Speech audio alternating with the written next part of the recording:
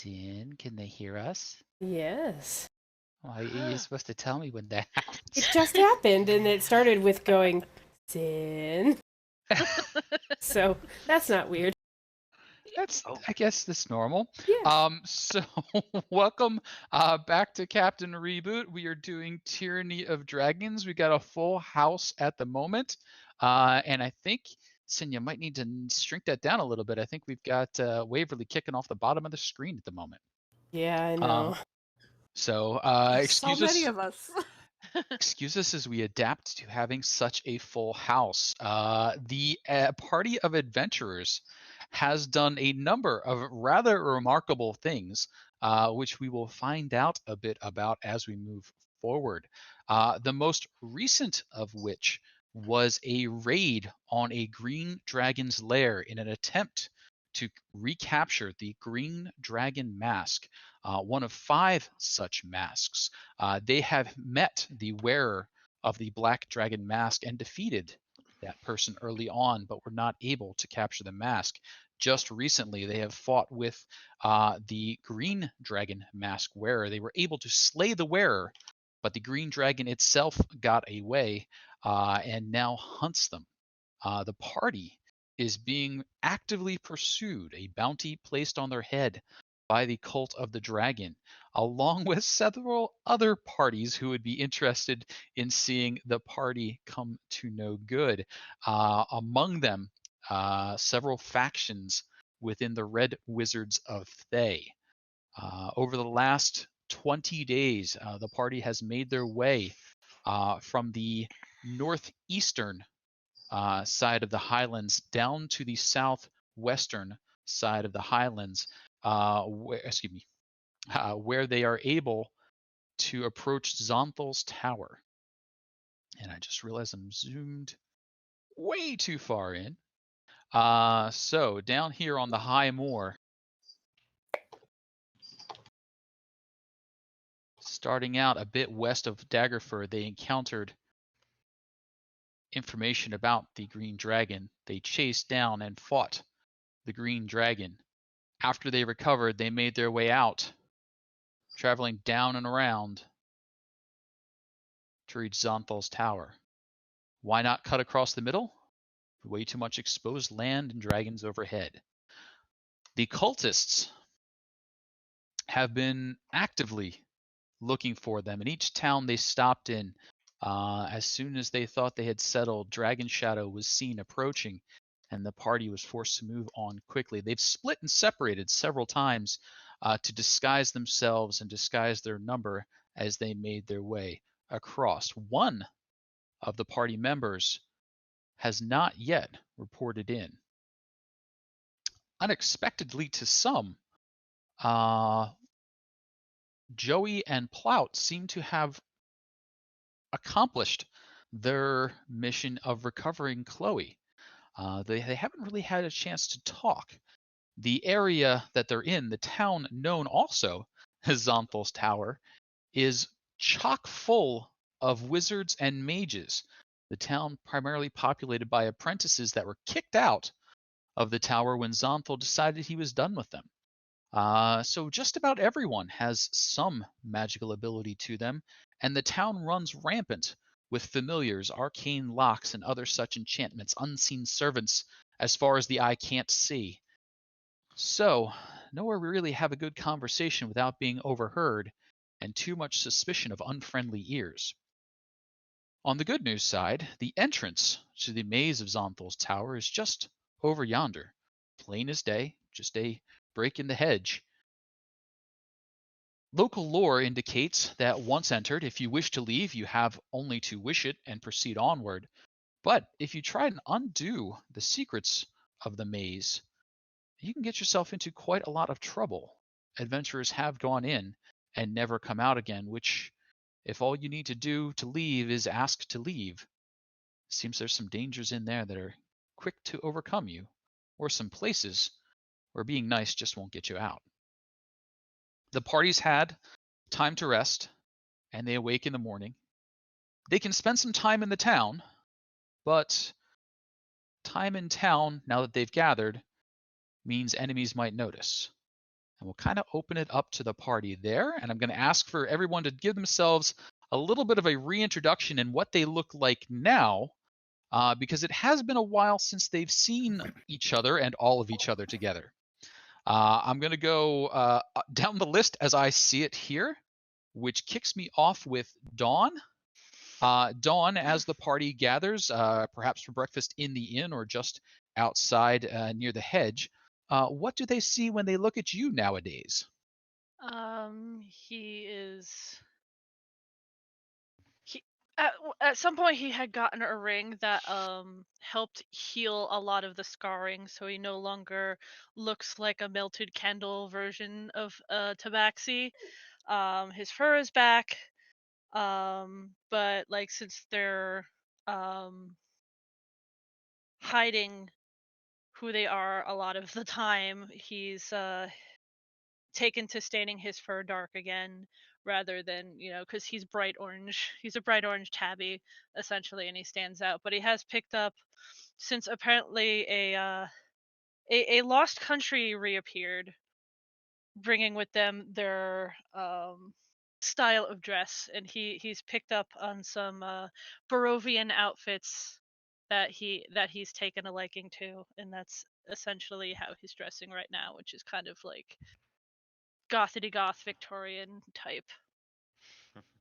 What's So he's currently a black cat, and like he's this, like, he's 17 now.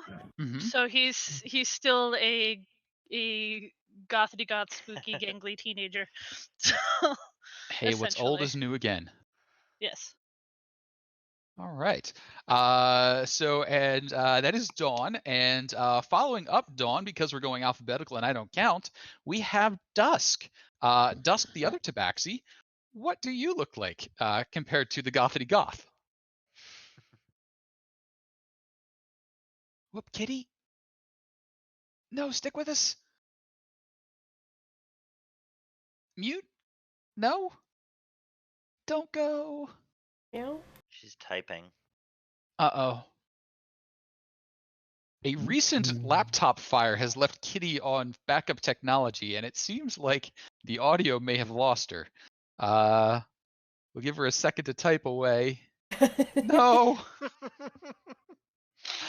So as Kitty deals with some technology troubles, let's go down from D's to J's and mix with Joey. Joey, what do you now look like these days? Joey looks probably most of all tired. The last couple of months working in Barovia, probably, and obviously probably not talking that much about what's happened in Barovia, have left him, like, his armor's not shiny. It's kept up, but it's not pretty.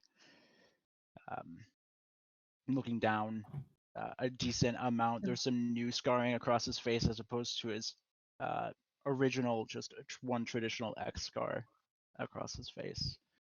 Gotcha. Yeah. All right. A little more road worn, and that Barovian imprint on folks seems to be taking some toll there. Jada K, Kuhloe, what do we have there? Well, it's been a while since the group has seen Kuhloe, but she's probably a bit more, like, a little thinner, maybe a little more gaunt, maybe just a little more solemn than maybe you'd seen her before. She is not quite decked out like Dawn is in Colors of Barovia, but she definitely does not have the same, armor and equipment and weapons that you had seen her to have last time you saw her. Mm-hmm. So she's wearing, some kind of Barovia sigil on some of her plate armor. She's got what looks to be borrowed weapons, a familiar-looking longsword. Her hair, she looks pretty well cleaned up, but there's just something a little off in her personality, and her step is not quite as confident as maybe you had once seen it. Sounds good. Yeah, it's hard to look good coming out of Barovia when you've got kind of an olive complexion and all they do is off white and gray. Just I can't pair with it. Yeah. So, K to M, Mord, new to some of the party members. What are you looking like?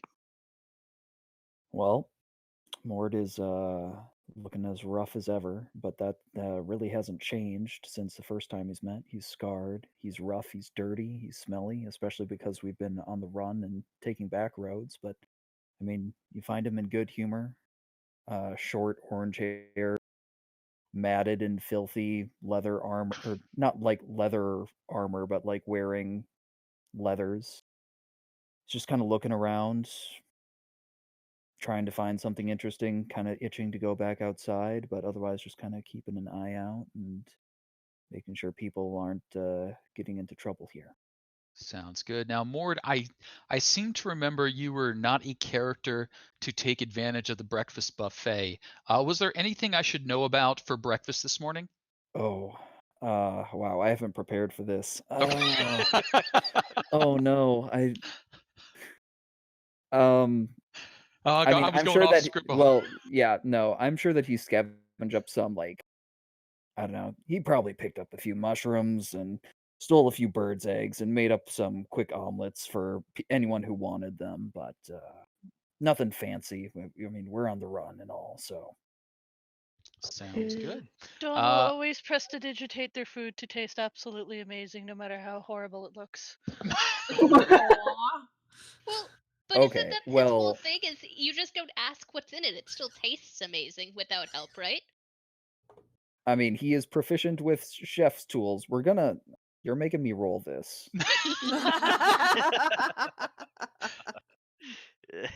Soon as I remember how to roll stuff, it's not popping up with the query here. When worst comes to worst, just go ahead and throw the skill and we'll add the modifier. Or throw the attribute and we'll run the modifier. Okay, yeah, so that query isn't popping up. We'll figure that out later. I'm just rolling a d20. Proficiency. Oh, no, here it is. Sorry, different screen. What do you think this is? Wisdom? I'm willing to hear your arguments. Wisdom seems fine to understand what goes in breakfast and what doesn't. Yeah, sure. Sounds fine. Ah, I mean, maybe Not- that's not a traditional breakfast food, but it is edible. Might have needed I mean, a little more there were- prestidigitation than normal. there were a few eggs. I mean, as long as no, there's eggs this is- involved, that makes it we're breakfast. Magic Forest, but sometimes some of those snakes get into the birds' nests and they lay their eggs there or have their eggs implanted there. So, I mean, bird's egg, snake's egg, who can really tell the difference? You got it. Not Mord. So not fantastic, but it's there. So let's see. M to R, we got Ruqiyo. Ruqiyo, what do we see when we look towards you? Come now, Mord. Just because we're on the run for our lives does not give us the, excuse to not try. I mean, you can still see it with Ruqiyo, even though he would love to have his sparkly robes on. They're not sparkly. They are dusty. His hair, which is usually oiled and pulled back, he's had to make compromises on, and they're now pulled back in coils to be a little bit more friendly to the road. Yeah, I bet you got some split ends there. But you know what? He hasn't been able to moisturize. He has no eyeliner on. He is making the same sacrifices as everyone else. Okay? But he misses it so much. The good life is so close, but you just can't afford to live the good life now. It calls too much attention. Because Ruqiyo definitely calls attention once the money spending starts. Let's see here. R to T to Lace. Can we get an update on your current accoutrement? Whoop, and mute. There you go. Lace looks great. She's been living fairly well. I mean, yeah, they've run into some troubles here and there, but she's been living fairly well because she's had to spend her money and not spend her money. May just a little bit wiser look to her beautiful blue eyes. but she doesn't look thinner. She doesn't look haggard. She looks like you would remember her. Awesome. Some people just maintain on the road better. So let's see here. T to V brings us to Valandra, or perhaps in disguise, Balandra. Valandra, what do we see when we look at you? I refuse. Valandra looks pretty much like you'd remember. I mean, her armor, the shiny, magical, mithril full plate. I think that doesn't scuff too easily. And she kind of always looks like she just got out of the bath, so she doesn't look too worn either. Definitely tired, but the same blue skin, floating hair, the overlarge black eyes, and the distant smell of rain when you're around her. Absolutely. Same as always. The easy to blend into a crowd, floating hair, mithril armor, blue-skinned person. Good news, though, you do have a few eye catchers to help. 2 Tabaxi, which are a bit rare, and bringing up the end of our list, though frequently in the front of the pack, Waverly. Waverly's looking, about the same as ever. A little bit scruffy. She's got a new piercing in one ear, I'm sure, somewhere along the line. Probably did it herself. But scruffy and cute. Scruffy and cute. And Waverly is wearing a considerable amount of jewelry, I think, at this point. At least several rings, hair pieces, and bracelets had been picked up by the mouse folk. Last I heard, is that bling still being sported about? Not all at once. Not all at once. There's an emerald tiara. She's got, it was supposed to be like someone's finger ring on her tail. But you know, you gotta cycle through the collection. Give everything a chance. Sounds good. So it is the wee hours of the morning. Breakfast has been good. Sorry, are we gonna circle back to Kitty? Oh, Kitty, do you have audio? I don't know. Can anyone hear me? I can hear you. Yay! Awesome. Okay. So back to Dusk, and Dusk, our other Tabaxi. What are you looking like now? So Dusk has given up on trying to dye her fur, mostly because she is so fluffy that it is just not practical. So she is still her usual pastel calico self, although she has taken to wearing a cloak. So that kind of helps when she's trying to hide the fact that she's obviously a Tabaxi, as long as nobody's looking too closely. Awesome. So let us shave you. If you even attempt, she will knock you out. And she does have the skills to do so, being our monk. With that, let me kind of start the transition here. You have a comfortable night at the inn. You are planning on doing a meetup the next morning, and then heading to the entrance to the maze. The town hasn't really taken note of your arrival. You arrived discreetly in separate parties. You haven't really met up for much yet. But the wagons are safe. Animals are safe. Taliesin, get a little echo back from you. And you are ready to move forward, or you can spend some of the morning in town, though you know the more time that passes, the more chance there is that someone will recognize the group. What would you all like to do?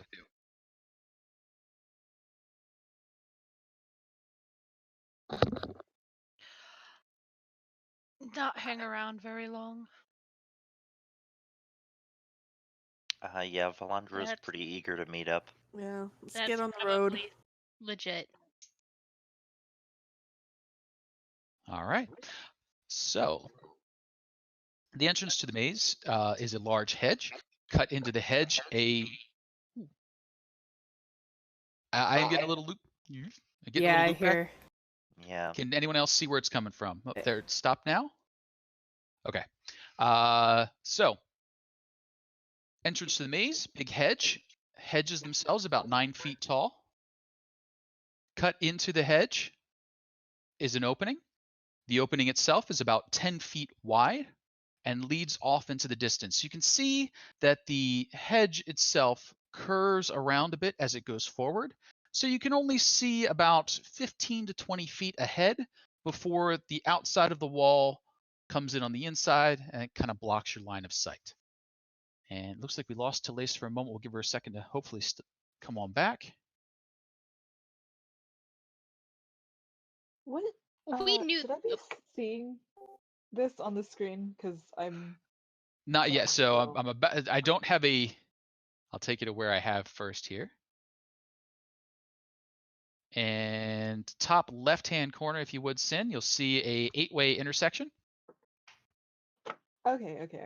Okay, and top left, and that'll be where we'll be starting out. But before you get there, you've got a long run ahead of you, slightly curving to the left. We knew that this was mazy. Who has markers or string or something? Cause, I mean, oldies but goodies, you know. Sure. You can have all those things. You've got plenty. Okay, cool. Just so that we've got at least plans. I definitely have string. I was hoping. Okay. I have 1,000 ball bearings. I got some of those too. So we're gonna Dusk make trail doesn't markers with have them. yarn.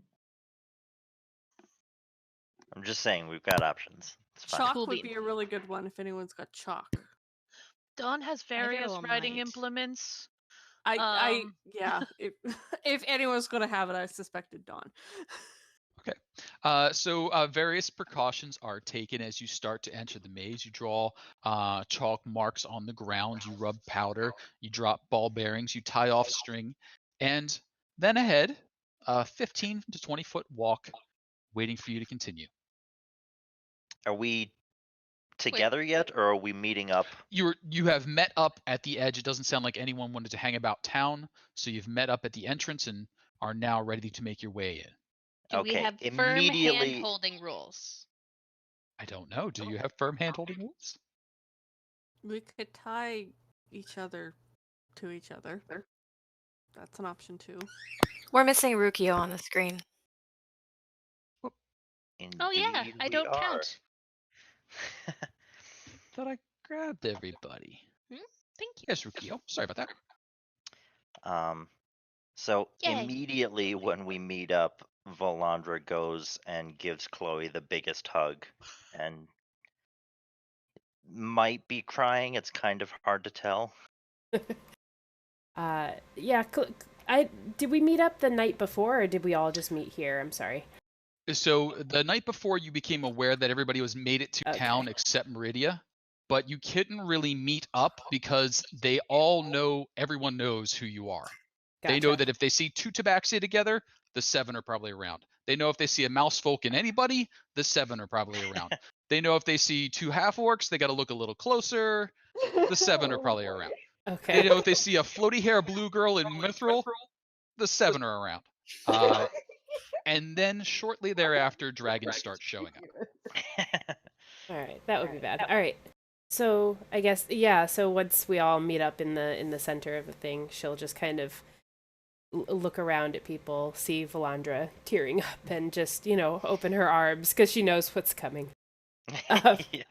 And she just kind of pats her on the head and rests her head on her. Much stronger than Kuhloe remembers it, because I think last time they saw each other, she didn't have the gauntlets of ogre power. Yeah, I think Kuhloe had left the. I don't know. There was a weird thing about leaving those behind or taking those or whatever. But Kuhloe remembers vaguely, at least hearing about those. But she just kind of, after the hug, she'll grab Volandra's shoulders and push her back and kind of survey all her new fanciness. She's just oh God, it's been so long. It looks like you got some new pieces. You're looking a little beefy over there, Volandra. She chuckles, kind of embarrassed, I think, and just kind of says, "It's mostly the gloves." Well, whatever you need to be keeping everybody safe, I assume that's what you've been doing. She nods. And she'll kind of pat her on the head, and she'll kind of give everybody else, a nod and a look. She'll look over to Dawn and just kind of nod and wink at the sight of the Barovia colors and whatnot. Looking at Dusk and giving her a little Waverly, and Talay, she'll give like a little half smile too, and like a kind of sad half smile. And Bold is not to assume that Dusk isn't just gonna run over, give her the biggest bear hug, and pick her up and spin around. Yeah, so Chloe's she's just a little tamer than you guys remember her, but she's very happy to see you all. She just looks a bit calmer than you remember her. She's usually pretty agitated and annoyed at a lot of things, but she seems to have lost a little bit of that, and she just kind of turns towards Mord and Ruqiyo, and she stands a little straighter and nods at the both of them, and she says, "Well, I guess introductions are in order. My name's Chloe. If these guys are calling you their friends, their partners, you must be good people." Name's Mord. Picked us up, or your friend Valandra and Talace picked us up when we were going over to the White Plume Mountain. Heard a lot about you. Pleasure to working with you. I don't know if Ruqiyo's heard a lot about you, but we're just gonna Ruqiyo glaze over that. has. Okay, good. He'll kind of step up to you and like, kind of reading the person if you'll let it or not. He'll take your hand, kind of bow over it, and not like super like fancy like, but just like kind of like if he didn't look like a young man, you'd expect it of a 60-year-old grandma. And somehow still pull it off. But he'll be like, something to the effect of, you're the most welcome person he could, have added to this very large, very competent group, and he expects that we'll work well together. Chloe will nod and kind of look down at Valandra and be like, "You guys got some eloquent, good fighters. It looks like you picked him up." And Chloe will kind of nod over to Talace too, at the Valandra and Talace picked us up comment. Happy to be working with all of you. Happy to be back. No, I'm not ready to talk about any of it yet, and she'll look over at Joey and just be like, "But I'm glad to be home." If you ever do want to talk about it, I'll listen. And then she goes over and punches Joey on the shoulder. Knee hug. It's good to see you. Trying to speak his language instead of hers.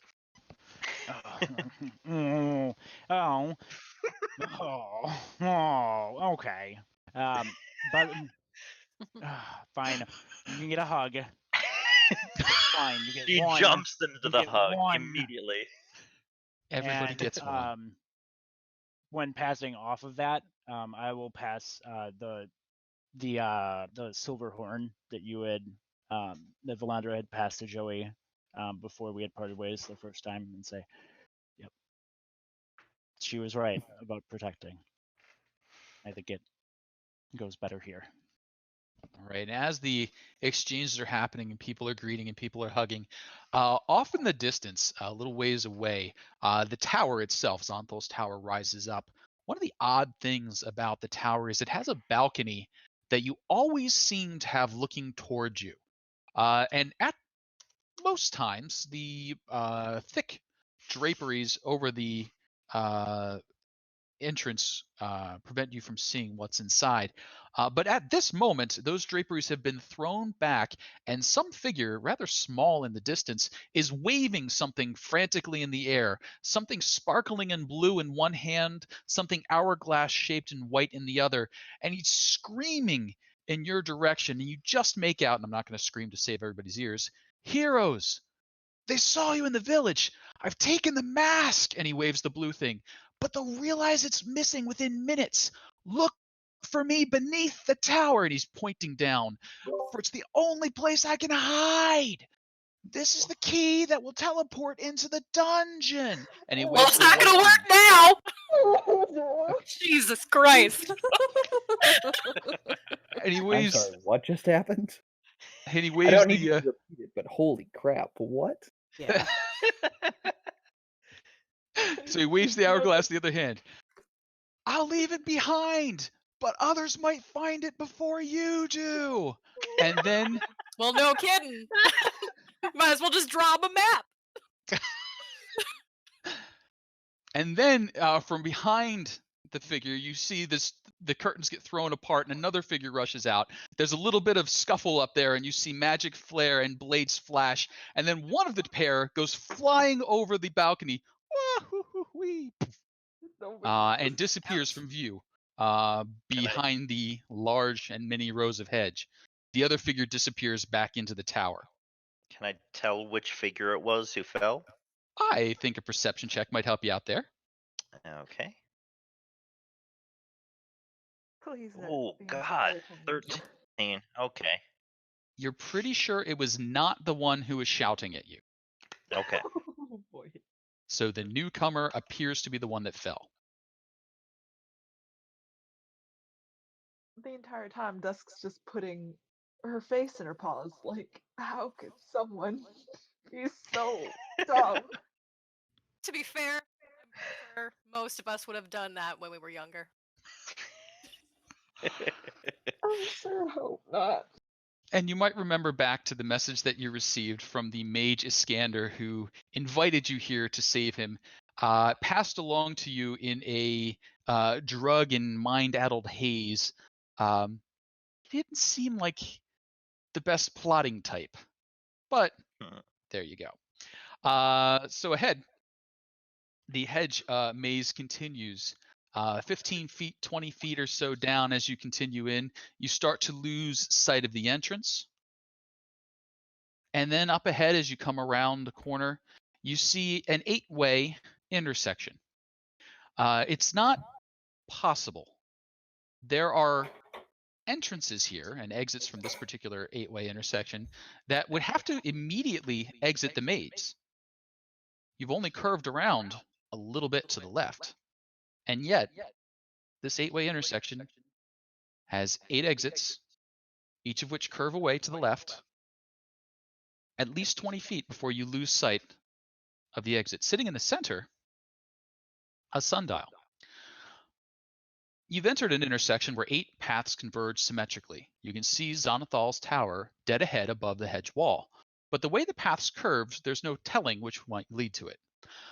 The sundial that stands in the center of the intersection, the shadow from its gnomon pointing straight toward the tower, which is highly odd because the sun isn't behind you. Your shadow points in the proper direction.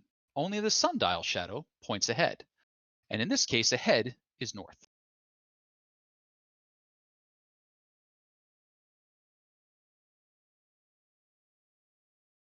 Well, all right.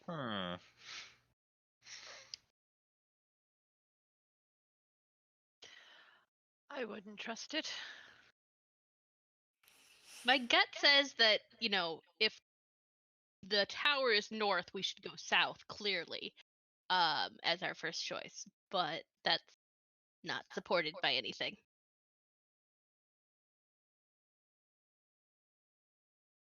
Do we want to spend the time to take a look at the sundial closer? Could be important. I think that's probably right. I mean, we're going to run out of sun time at a certain point, right? Those sundials aren't too helpful at night, if I understand correctly. Little harder to read it based on moonlight, yeah. Which is not how that works. I don't think.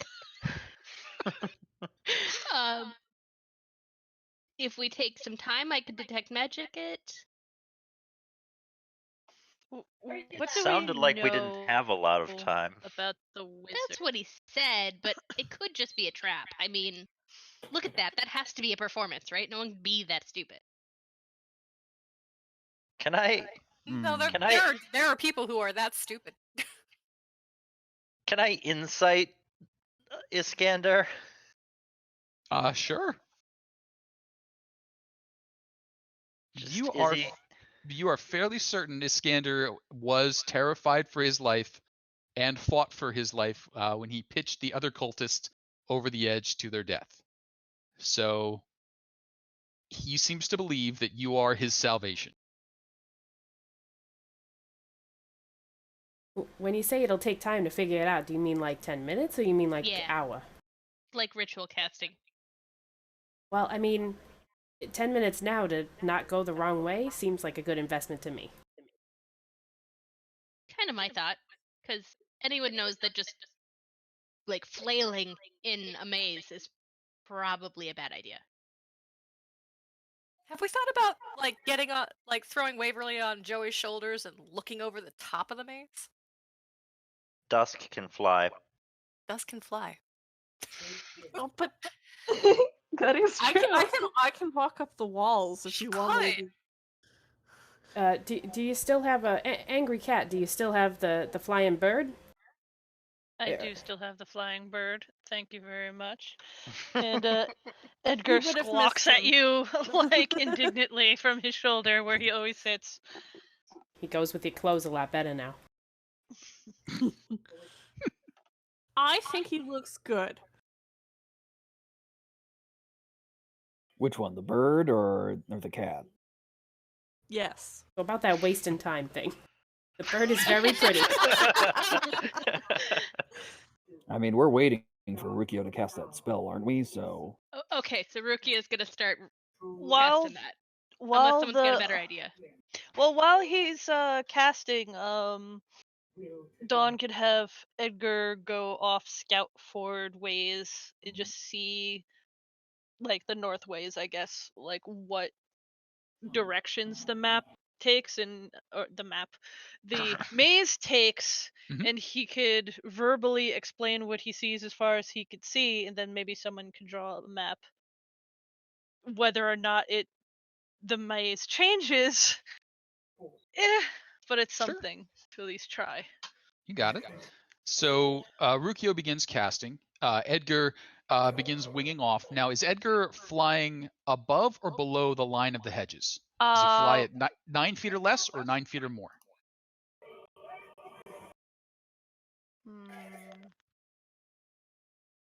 I was thinking kind of like at the top where.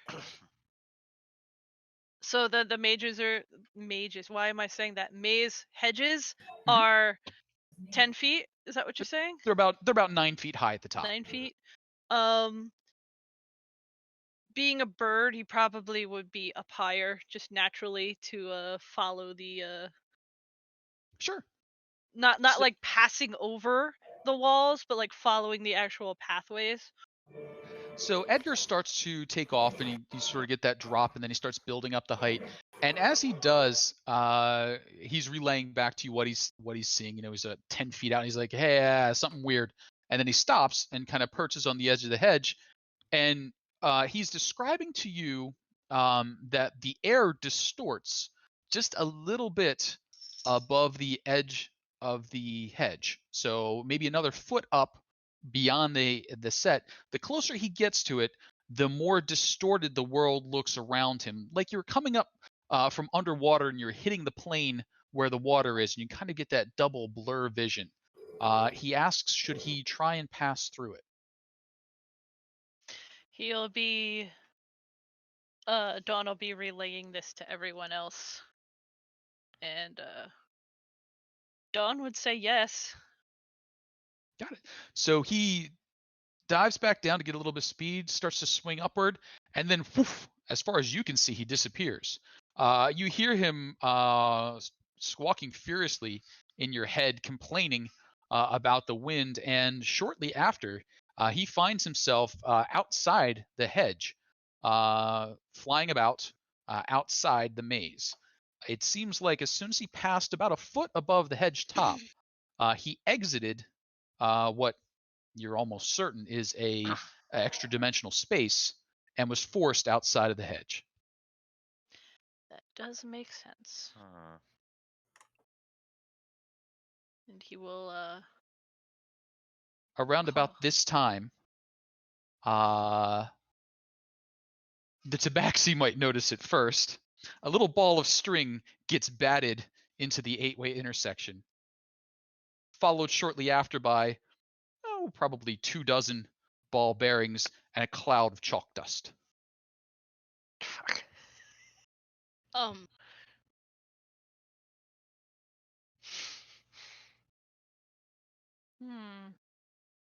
Well, okay, so that's all the conventional ways of getting through this. All right, guys, I think we've accomplished it. Ruqiyo, what are you seeing? So Ruqiyo, as the time passes, yes, tremendous magics were used in the creation of this maze. The rumors that wish spells were liberally employed seems all too real. The entire area is an extra-dimensional space. Up could be down, left could be right, back could be forward. Anything goes. The rules of this reality are its own to write. Rap.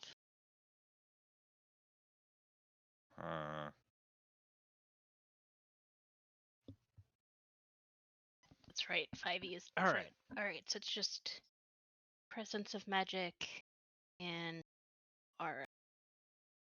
Oh, it's one of those I can't see its aura because I'm in it kind of things. Yeah. Okay, cool.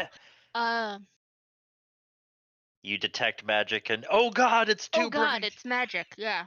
Yep. Safety squints. I'm wishing I had Safety that tanning bed sunglasses. Okay. Well, unfortunately, there's not an easy. I was hoping like magical line. There's gotta be something to this sundial, though. What if I walk out of the maze and then look back at it? Walk out of the maze in which direction and look back at it after how far? Yeah, because the way we came in is probably not the same way out. You recall the legend says if you want to leave, you just have to want to leave. I hope I can find you guys again. This could be a bad idea. I'm gonna tap my heels together 3 times and say no place like home and walk south. Okay. You begin walking south after chanting no place like home. 10 to 15 feet down this bending thing, you're still looking back and you can just catch glance of your companions. Another 5 to 10 feet though, and they're going to disappear around the bend. Do you continue on? Guys, Talisa's gonna This is call maybe out a bad to idea. Party. and she's like, "Don't separate. Get back here." Okay, that's probably a good call. Let's not keep going without something.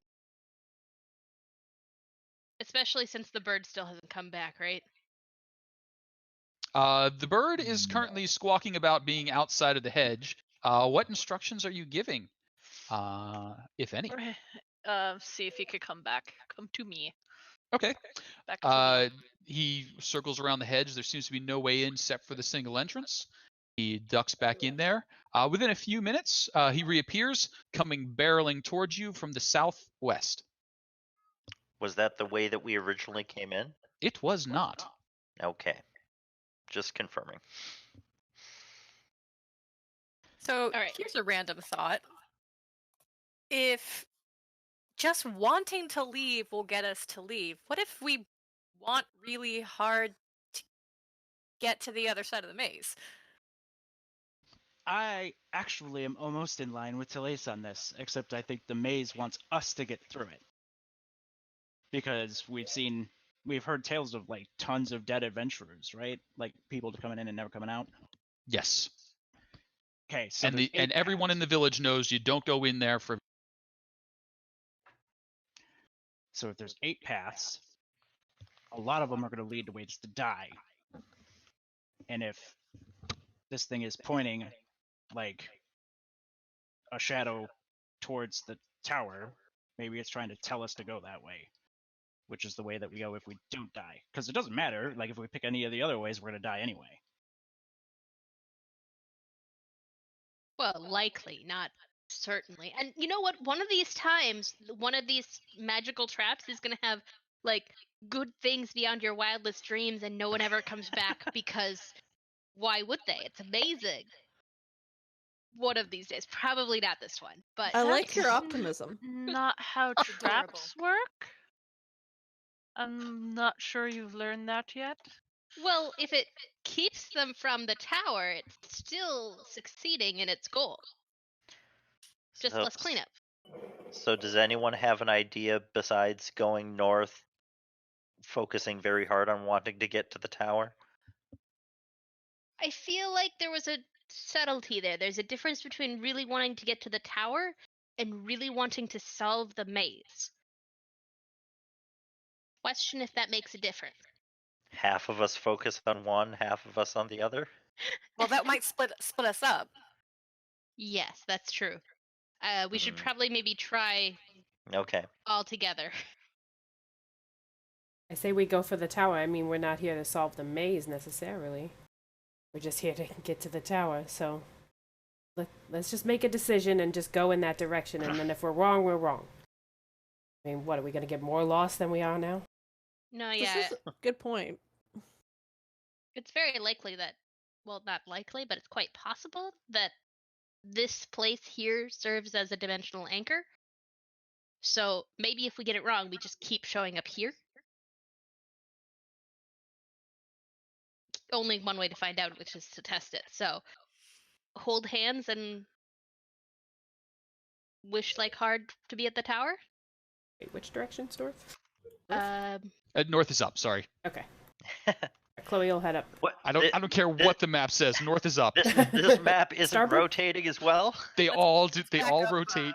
Ruqiyo. Let the tanks go first. Where's this spaceship headed? Legit.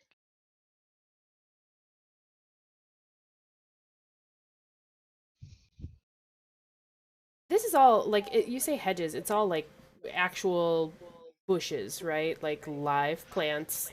Nothing, like, weird and fake, right, Kasey? I mean, it's fine, weird and fake in a magical hedge Okay. maze.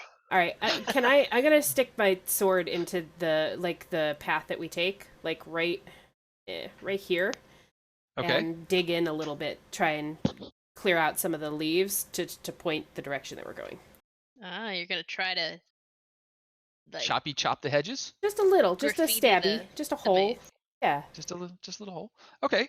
So you do a little stab, and you can see, as you're stabbing in there through, to another path, depending on how close you cut. There's either the opening directly across, which would head off to the north and the east, or just a little bit further in, you can start to see there's another little opening just on the other side. The hedges themselves are probably 4 to 5 feet thick, very dense, but you can get a chop in there. Yeah. And then it sounds like everybody is heading north while thinking of getting to the tower. I'm gonna leave Erie here since I can maybe just dismiss and resummon near me, just so Sure. we have an anchor behind us. Oh yeah. Keep forgetting about familiars.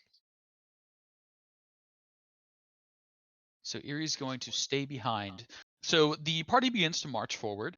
They travel about 40 feet in by the time the end of the group. Waverly and Dusk are looking back and just about to pass out of sight of Erie.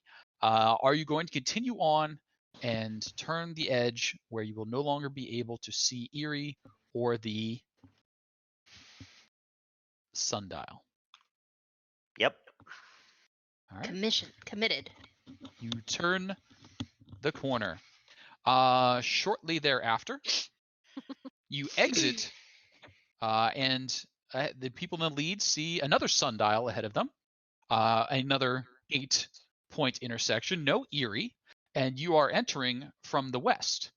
After you've made your way into the sundial area, you realize the sundial has 2 shadows, one pointing north, one pointing east. So what if we go northeast? So northeast, yeah. Seems logical. I am in support of this decision. Me I too. mean, I'm all for action, but if All right. if You we were, if quickly it was going trundle along. northeast, Dunk, dunk, dunk, dunk, oh, dunk. never mind. They're already running. It's not the first time Mord's had that conversation. Oh, definitely not. And in short 40 or so feet, you would think, you come upon another intersection. In this one, there are 3 shadows. A shadow pointing north, a shadow pointing southeast, and a shadow pointing southwest. Crap. So South? Yeah, southeast, southwest, south. It was north, southeast, and southwest. North, southeast, and southwest. Okay. So north, southeast, and southwest. You got it.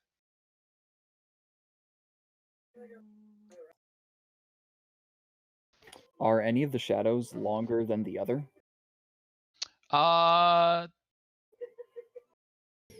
They are, but they look like they are in proportion to the sundial and how the shadows should be cast.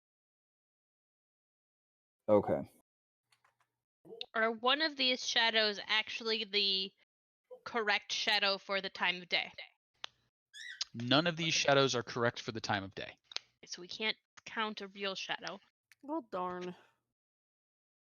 And actually, on that thought, as you start thinking about, are any real or any fake, several of you have light sources available to you as you attempt to cast a shadow on the dial. You see something a little curious. A small figure darts out of the shadow, grabs the new shadow you've created, and pulls it in line with the other. Where do they dart out from? From the shadow itself. So within the little blade of shadow, one of the 3, when you brought light close enough and hard enough that it had to cast a shadow, a small shadow figure, vaguely humanoid, reached out and grabbed hold of it and pulled it around into line. Into which one of the shadows? The one closest to the shadow that it's pulling from. So if you did it from the south, so that was kind of casting to the north one grabbed it and pulled it. If you did it from the northwest, the southeast one grabbed it and pulled it, and so on. And you can have fun playing with the shadow people. Can we talk to them? They do not seem to respond to anything other than a shadow being cast on their dial.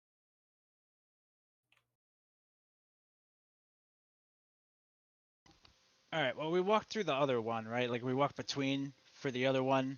Mm-hmm. So like, it's I either. don't know. Sorry, go ahead.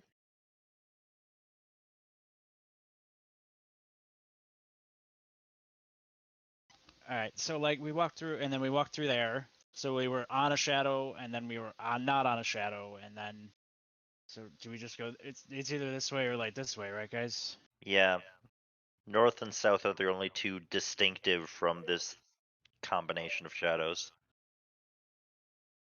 I feel like if we're testing our hypothesis, we should be consistent. So I kind of want to do south. South, yeah. Let's go south. Though part of me thinks we've already screwed it up, but I don't know how to go back. So Valandra starts marching south. Hi-ho. Valandra starts marching south. Is anyone not doing that? I think the whole team's gonna go We are sticking together. in the same formation. Yeah. It takes a little bit of shuffling, but in short order, you reorganize yourself and heading south. And in short order, you emerge from the south into another sundial 8-way intersection. A glance towards the sundial now shows 4 shadows. The shadows are pointed to the northeast, southeast, southwest, and northwest. crap. So how do we average this one, guys?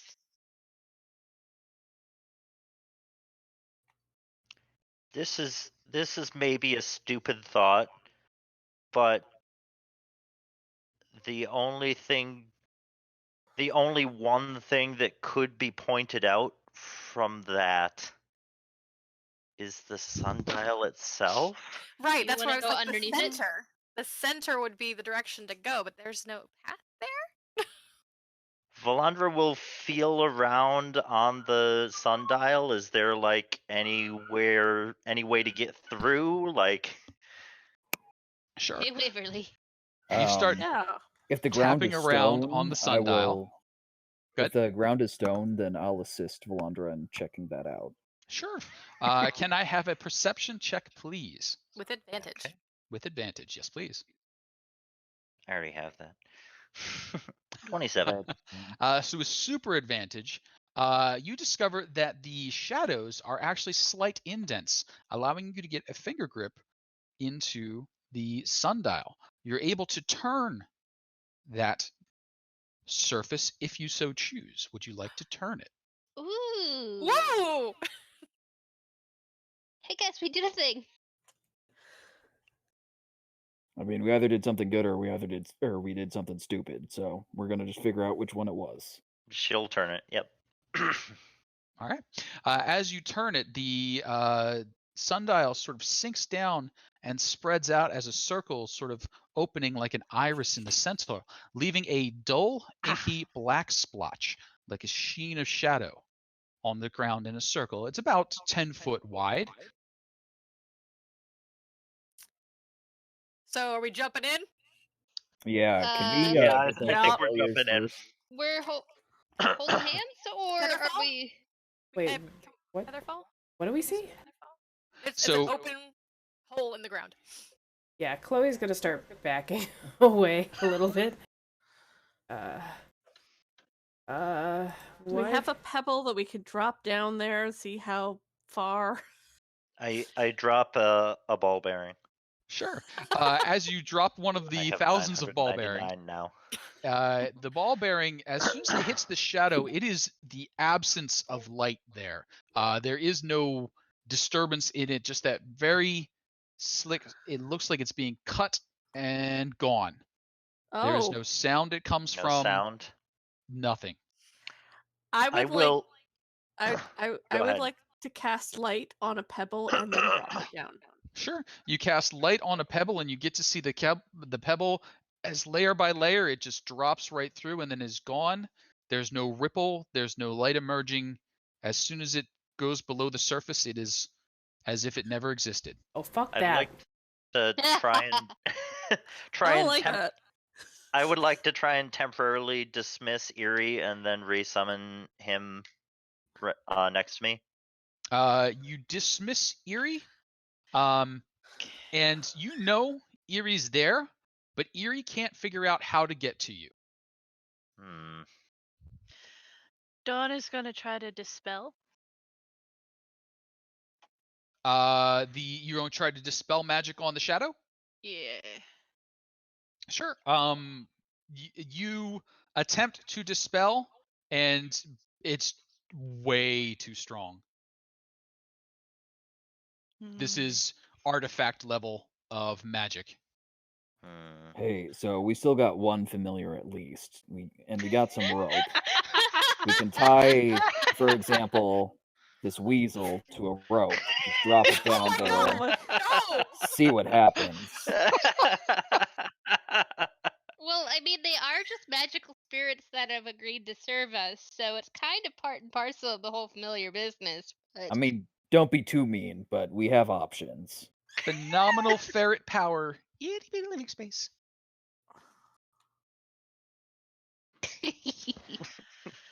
I'm just trying to imagine someone tying a hemp rope around a weasel. We could make like a harness. We could cut the rope down a little bit. It should be okay. It's also only pretending to be a weasel, right? Yeah, it's a spirit creature thing, right? It's not a real weasel. Wow. Spirits are people too. Yeah, like you say that like it makes it Edgar okay. is giving you such a look. Well, I'm saying you can ask it. If it's its own person, you can ask it. And if it's just a summoned construct, then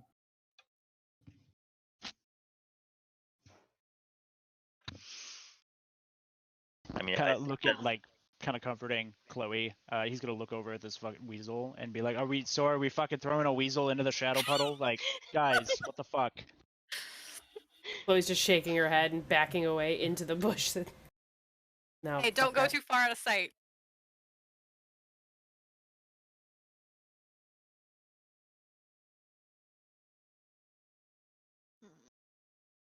So, I think I have a familiar of some sort. Mm-hmm. Um, So you have a familiar, which is your pixie, right? no, that's no, that was that's the Meridia. weasel. I'm sorry, Meridia. I'm sorry, I'm going the wrong way. Yeah, it was the weasel. The weasel. yeah, yeah.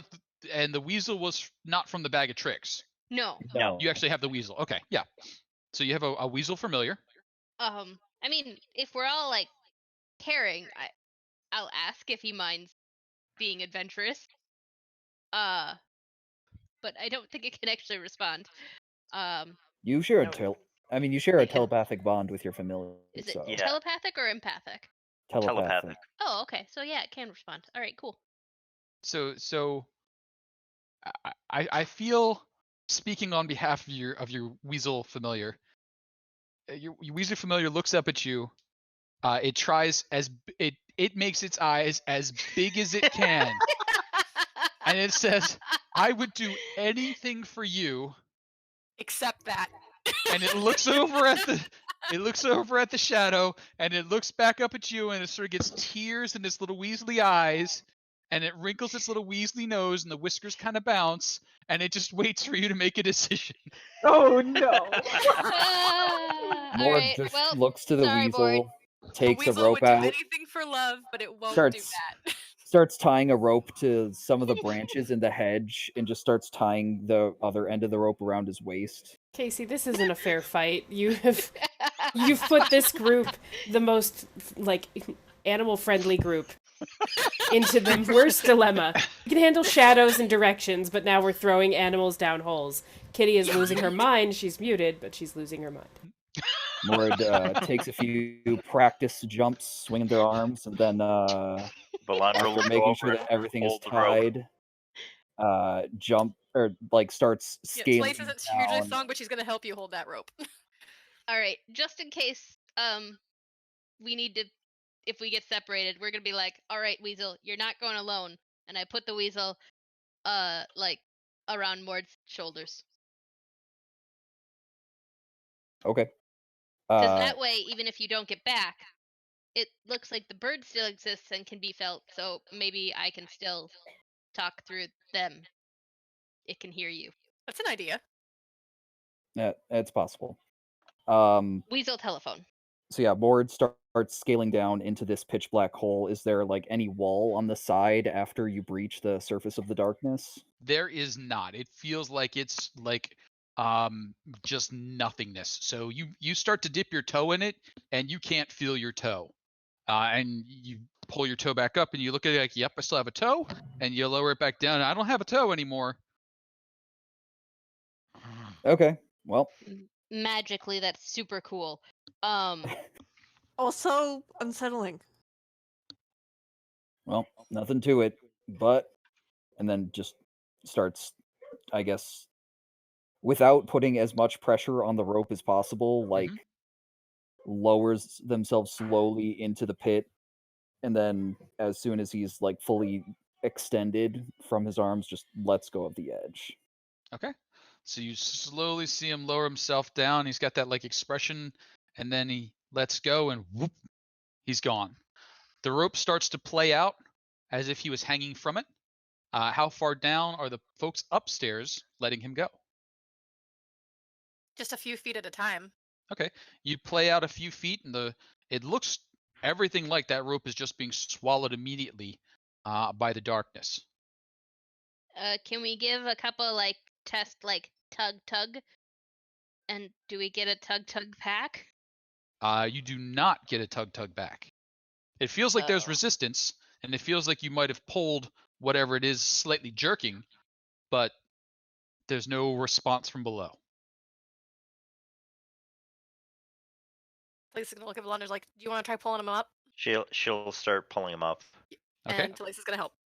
All right. You reel up the 3 or 4 feet of slack, and Mord, you reappear. You don't feel like any time passed. You feel like it was just a blink of an eye as you sunk below the horizon, and then you're back up again. You're like, you didn't even let me go down. What's going on? I didn't go anywhere. I just dipped down. You guys that worried? We gave a signal. You did not signal back. You were down there for like 30 seconds. Yeah. No. Yes. So possibly it's just like a time dilation thing.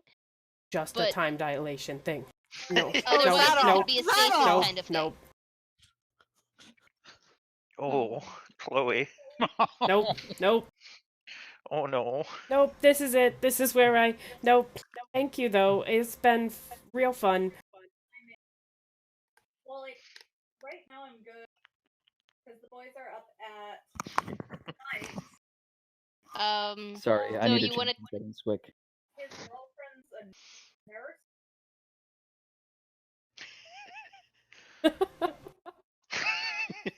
So what do we want to do here, folks? I mean... Scientific brain says experiment number 2 and lower him back down for a set amount of time. Like maybe a minute. And see if there's still a Mord.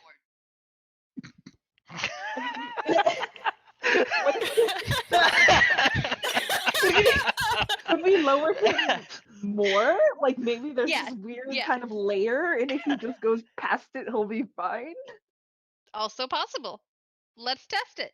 And I love this. as you start bandying that particular idea about, it occurs to you that nothing seems to happen until you're out of sight or perception of the area behind you. And you remember that, you never seem to get to that next sundial until everyone had made the pass around the bend and the old one had gone out of sight. Okay. And at this point, that rope is tethering you to Mord, so he's never really passing to the next area. He's just in stasis until the rest of the rope goes in or we follow. Darn it. Since we're all in a chain. What if we all just look away for like a minute? I mean, I can jump in. That's not an issue. No. It's Schrodinger's Mord. Oh my god. Oh no. I lost connection. Uh-oh. Yeah, I lost roll 20. Oh, no, roll 20! No, come back! Oh. All right, See, that's what it's like. Bad Inside bad of... news is there's not a lot of visuals yet. Yeah. That's So what if it's we're like taking inside of the Kasey- black hole. It's nothingness. It's like roll 20 Yeah. restarting. Oh no, I fell in the hole.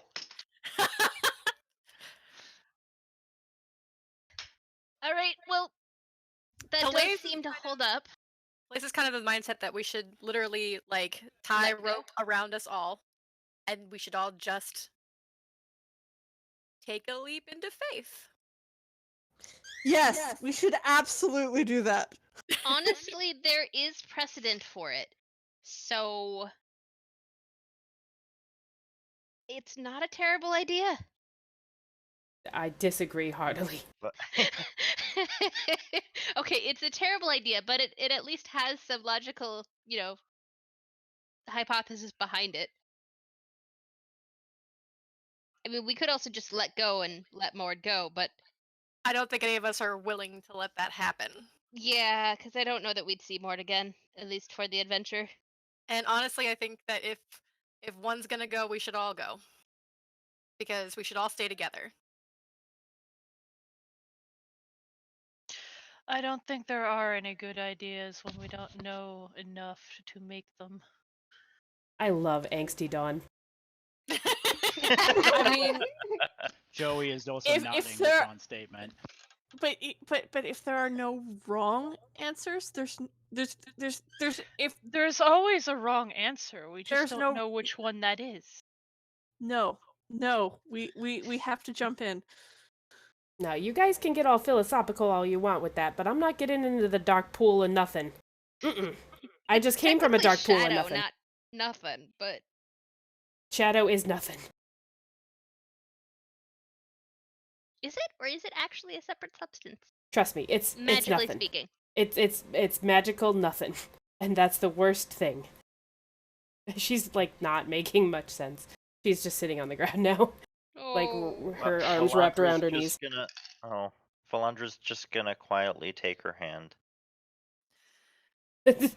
She's like holding it out, and if you try and walk away, she's not dead weight. Good luck pulling a Kuhloe. No. She's just freaked. She is not reasoning with anybody right now in a rational way. It's not fair, Kasey. Not fair. I didn't write the module. Yeah, but you put me in a bubble. I'm still blaming you and not me. I feel like somebody drew cards and ended up in a I feel bubble. like you gave me cards because I wanted them. I feel like this is somehow always your fault. I like how it just around on her. I will never take responsibility for that. Oh, fuck. Okay, so the only bad way is forward, and the only...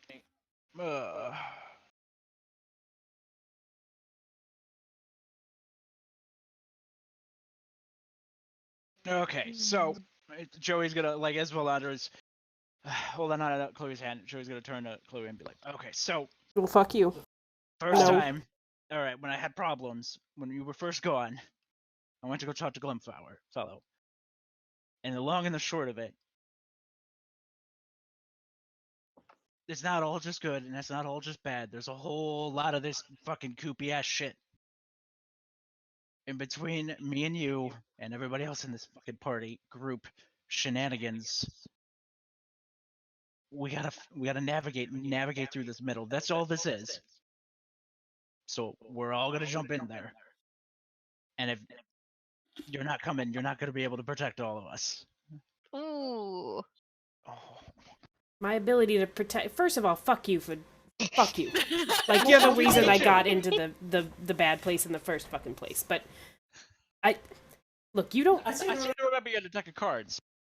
Look. We're not going to have this argument again. Look, we went to do a thing, and things transpired, and I ended up in a dark, goopy place, and it was... I can't describe never-ending nothingness and the never-ending lonely... I mean, we were all tethered, we could jump down there, we could all be together, but the risk of being alone again, I don't know if I can come back from that. I'm barely here as it is. What's to say that we're all not going to be separated and fall into more nothingness? What's to say that this isn't the in-between? Do you not trust me? I got you out of the No, nothingness I don't the first fucking fucking trust time. you. I can't do it again? Come on. Do it. Joey's gonna employ the classic 15-year-old jump into the lake argument off of the cliff. Do it. Okay, but I get to use your fancy sword sometime. Good luck. game. That crackle in the background. Chloe is not happy with this, but she'll Did that go. work? Yeah, Good she's then. not happy with it, but... Philandra's not gonna let go of her. Talace is like getting the rope and like just kind of making sure everyone's tied together. Yes. Like putting it around belts as opposed to around waists. That way we're not restricted and potentially falling on each other or getting our ribs broken, that sort of thing, if we should be falling very far. Sure. So it's a 1, 2, 3 jump kind of thing. And is anyone planning on not jumping on 3? Mord will jump on 2. Okay. Thanks, Mord. I think Talace would probably also jump on too, because if you don't do it, You're not gonna do it at all. It's like Okay. jumping into ice cold water. So 1, 2, what? Ah! and then, Yep, There's everyone else 3! gets and pulled then in. we get yanked. Nice I thought this showing. was 1, 2, 3 jump, not 1, 2 jump. Yeah, so I was Or you one hear I jump. thought it was go on 3 and then whoosh. So it's an odd sensation as your eyes basically get bisected and the darkness flows up, but moments after, the light flickers back the other way and returns, and each of you find yourselves standing in one of the edges, rope from your belt trailing off into the distance behind you. The rope was not long enough to accomplish this, but somehow it has done so. So there is a loop of rope coming.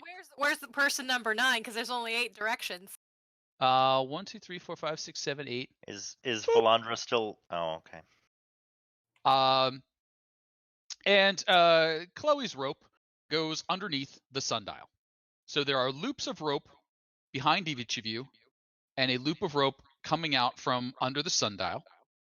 Chloe, being the closest to it, when looking down at the sundial, sees that there are 8 shadows, each pointing in one of the directions: north, northeast, east, southeast, south, southwest, west, northwest. So can we all see Chloe? You can all see each other. What happens if I try to walk forward? Does it tug on the other tethers, or does it allow me to come forward? You've got about 2 feet of play. After about 2 feet of play, you moving forward starts to make everyone else get a little tugging sensation behind them. Hey guys, I was always really bad at those let's intertwine our arms and unhuman knot ourselves. I'm getting that feeling though. So is everyone feeling the pull if one person moves forward? After about 2 feet, yes. Oh, this is so good. I would to Lace's like Joey or Mord move to the center and everyone go with the pull. Okay. Because they're strong, so they could pull if we have to. Chloe's just standing in the middle with her eyes shut. Like, Marco. Hello. Oh, yeah. Sorry, Mord will start taking a walk forward. Is the sundial still a pit? No, the Chloe sundial also is feeling not the a pit pull? here. Chloe will begin to feel the pull after Mord moves about 2 feet forward, and then for about every foot that Mord moves forward, about 1/8 of a foot gets pulled back. So if Mord goes all the way to the sundial, Chloe's kind of sitting on the ground with her belt being pulled down towards the sundial base.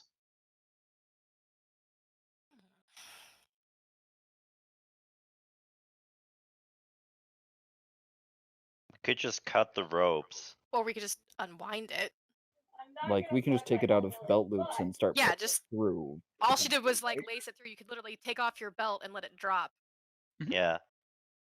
That's why she didn't tie it around anybody. She looped it through belts.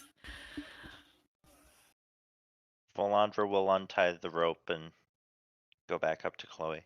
Yep, you move up to Chloe. Okay, and you both can still see each other, and you haven't disappeared, and you're not in like a flight phase out of the dimension. Touch each other. Hand on her shoulder. Yeah. Poke, poke. Okay, cool. So Lace will take off her belt, let the rope drop, put her belt Mhm. back on, move into where Chloe is, and tell everyone, take off your belt, let the rope drop, put it back on, and then we're gonna pull the rope back through to us. Sounds good. As you go through those steps, you end up with Chloe's rope being the last rope. Then you wheel that rope up out of the shadow at the base of the sundial, and you have your rope intact at the length it originally was, and you're good to go. Okay. How many shadows are there? You are left with 8 shadows on the sundial, 1 shadow pointing in all directions, north, northeast, etc., etc. Does the sundial, are the shadows still grooves? You run your hand across the sundial, you feel no grooves. Okay. So if it's every direction and it's not the sundial. It could be any direction. Or any direction not pointed out, so Have- into a hedge? Have the shadows doubled each time? 1, 2, 4, 8? No, there's a 3 in there. No, there was a 3. Mhm. So never mind, it's not mathematical. Which way's the tower? The tower is directly ahead. So up. AKA North? Whichever way you happen to look. God damn it. Oh, okay. Has it ever done that? It has done that more each time. Okay, so maybe it's just pick one at this point. Yeah, at this point we should all just Go up. go the direction we want to go. We really want to get to the tower. Really want to get to the tower. And the party is marching which direction? Okay. Again, with everyone holding on to each other. You all set your sights towards that way, which we're going to call north. The tower is ahead of you. How's begin- Chloe doing? Chloe, She's how you not doing? letting go of Valandra's hand. Okay. But she'll go in is your front eyes if we're open just now? walking. Yeah, it's fine. There's no more black So- goop on the ground, so we're good. Valandra, I think the only thing saving you from broken bones right now are those gloves of Ogre Might. So, you begin marching to the north, 15, 20 feet along the path. Eventually, the last of the party members gather up. And we're just going to gather you up all real quick. Boop, boop. And everybody hold still for a second.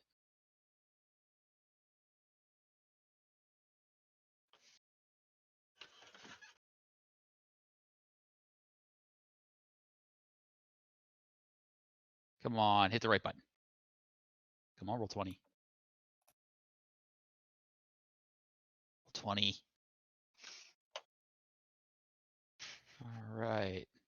Sin, just south of where we were, you should see a place start to open up. Indeed. Come on, roll 20.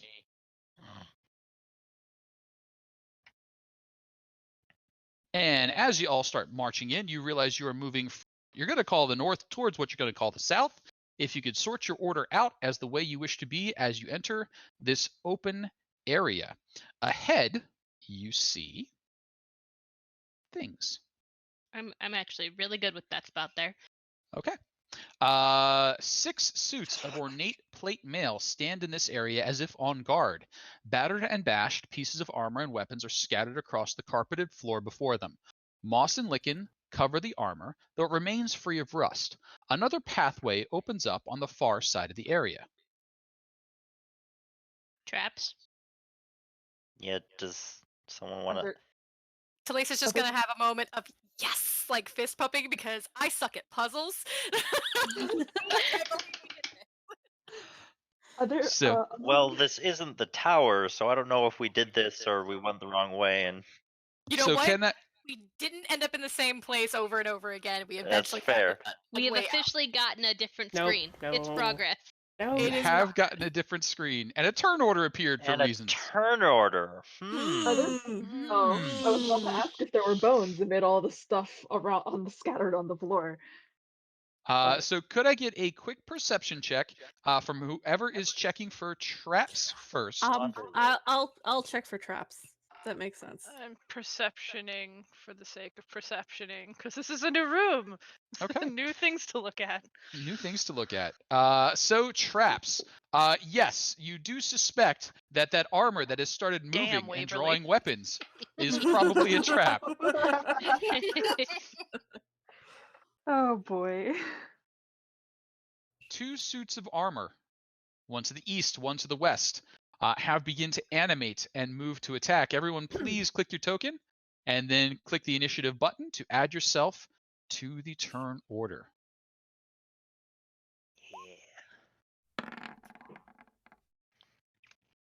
Valandra, you actually rolled a decent initiative. It's that advantage, the Sentinel Shield. Vladra and I seem to have traded initiatives. Actually, I'm super happy I rolled low. I hate going first. Same. Like I do not have the armor class to go first. right? Same. So Mord, who has the hit points, if not the class, what are you doing? Mord? Well, he sees the moss and doesn't really get a chance to do anything with it right now. But sees some armor, starting to move, and is like, all right, I can handle this. And he goes into a rage. And he's going to move towards the nearest armor, which I believe was the one on the left-hand side of the map. Okay. And make some attacks. He certainly may. I'll do those attacks first before I actually move my character, because I'm using push to talk, and push to talk is bound to my plus key, and my plus key is zooming in on my map. So it'll take me a while to sort that all out. So No problem. Oh no. Oh no. You rush over and begin attacking. Let's see some attacks.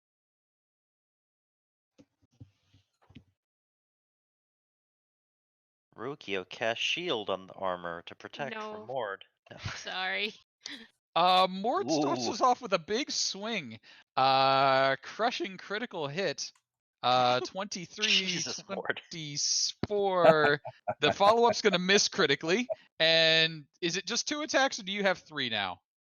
I'm not a fighter, I'm a barbarian. Okay. Just the 2 then. 1 big hit, 1 big miss, 24 points of damage. Magical damage, I believe. Yep. Yes, it is a +1 Plus hammer. 1. You got it. This puts a huge dent in the animated armor, but it is still mobile. And that is going to bring us around to one of the suits of animated armor. That very one, in fact, which will try and slam down on Mord for having done so at disadvantage due to this displacement cloak that you have on you. Number 1, a 7. Number 2, a pair of crits Jesus. for a whopping 4 points pair of crits damage. with minimum damage. That's amazing. Wow. And that's Really? not even 4 points of damage. That's 2 points of damage. Really? Good job. So it just flails at you in a very frantic fashion, glove slapping. You seem to have dented the crud out of it. Valandra, what are you up to?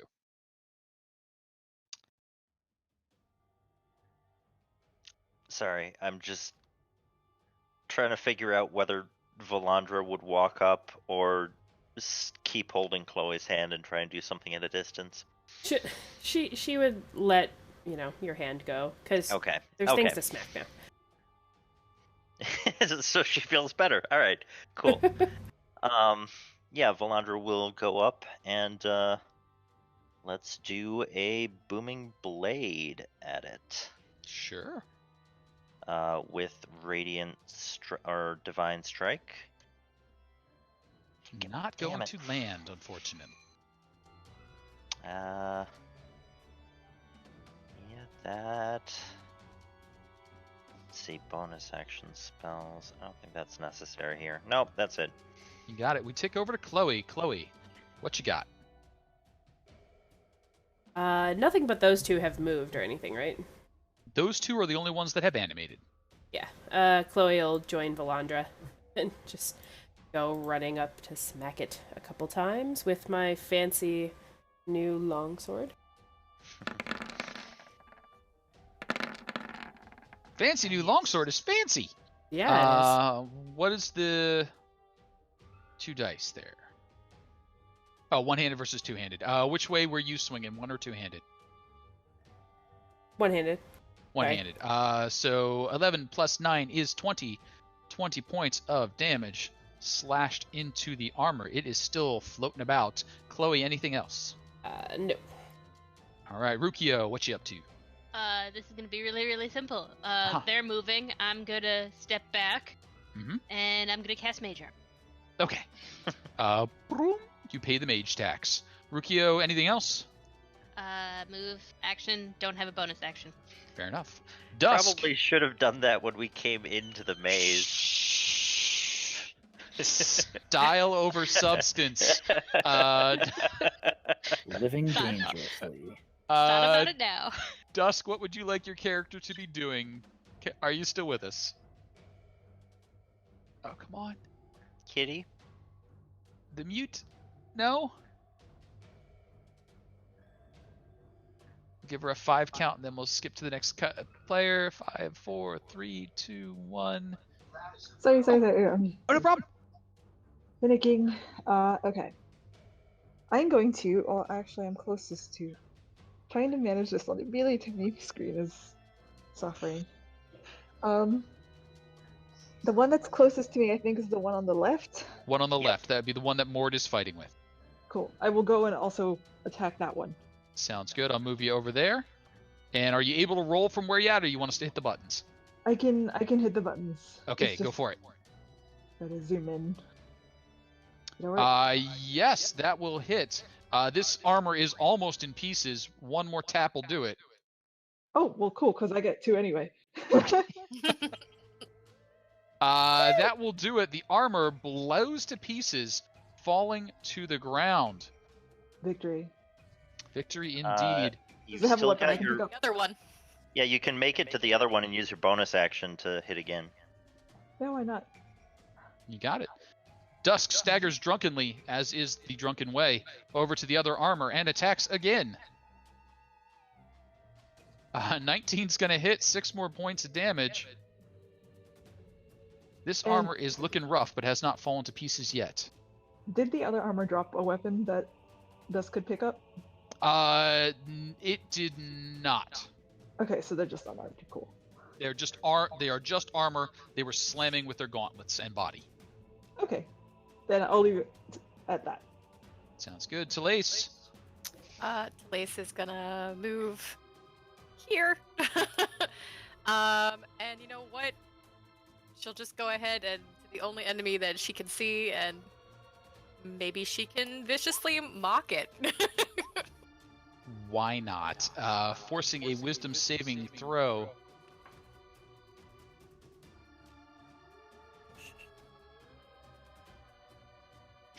It fails tremendously. It does not seem to take any damage, but it is wounded in its pride. Fair enough. And Waverly. I think I would actually like to cast Mirror Image. Okay. Many mice. Many mice. There are not 4 of us. Mouse folks. Anything else? No, that will be my turn, I guess. Okay. Dawn. Dawn's gonna take a step back and sort of like mutter to Ruqiyo in regards to the mage armor, like, you should cast that the moment you wake up in the morning, and then blast at the... Oh, those are some good blasts. You destroy Pew pew! the armor. It falls to pieces before you. Dawn, anything else on your turn? No, other than eyeing the other statues to see if they're starting to rattle or, You eye those statues and you're like, yeah, they're coming.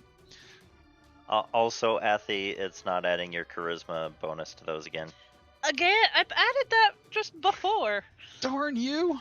It turned it off again. Keep like, I reminding literally... it how charismatic you are, Athy. Roll 20.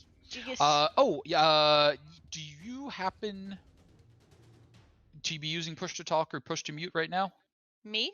Yeah. No. Okay. Somebody in the last game session on Roll20 found that their hotkey was actually switching their modifier when they were hitting it. But I don't remember what that button was. I think it was one of the plusy minusy kind of buttons. Why would that even be a thing? I don't know. They were just like, ah, and I'm like, that's neat. So Joey, you don't see anything moving yet.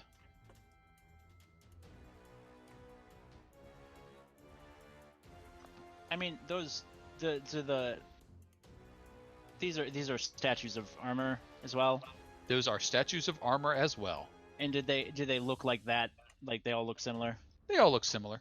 I mean, when in doubt. So I'm gonna walk up to this one. Mhm. And I'm just, I'm gonna very gracefully insert my great axe into it. You do indeed insert your great axe into Insert. it. Gracefully. And anything else? Did it fall? Has it like kind of has it separated? I mean, when you say gracefully, do you mean gracefully with great force? Yes. Okay, like bits of the armor just shoot and go pinging off the hedge. A few get embedded in it. Okay. Well, I mean, like if that one's not going, I'll bait up here. Okay. And I'll put the great axe into this one. You go. I'm gonna take -5 to get +10 of damage, so 17. Oh yeah, there's just bits of this armor flying across the way, slamming into the other bits, scattering. Some slide under the hedge, like a few are just stuck there on the branches. I don't know, guys. You look like you guys were having fun. And that'll be all for me. Okay. At the top of the turn order, all those scattered bits of armor begin shoomphing and flowing together, standing back up as reassembled armor. Now 4 animated armor rise. Indeed. I'm not a fan of that. Same. Samesies.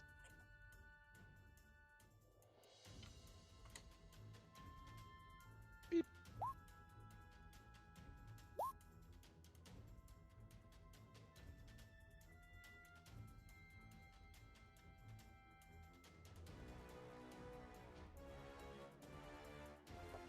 Why didn't you add? There you go. You just did. You just way at the bottom. You're useless. Mord, what would you like to do with this new information? Well, Mord's in a rage, so I don't really think he's thinking much. So armor in front of him. Cool. Another one. Makes him attack. Mm-hmm.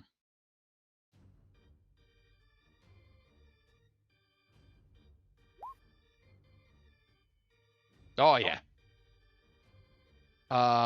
11, 20, 30, 6 points of damage. You just obliterate the armor as soon as it appears. Cool. And I start moving, or I look around for the next one and move toward. You got it. Down south would probably be the next one as far as you'd be concerned. And Valandra. The armor that just got knocked apart in front of you has just reassembled. What are you up to?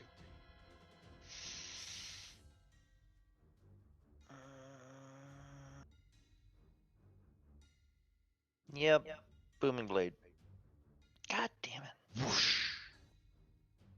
You look at your hand, you look at your ogre mitts, and you're like, I think Chloe actually dented my ogre mitts.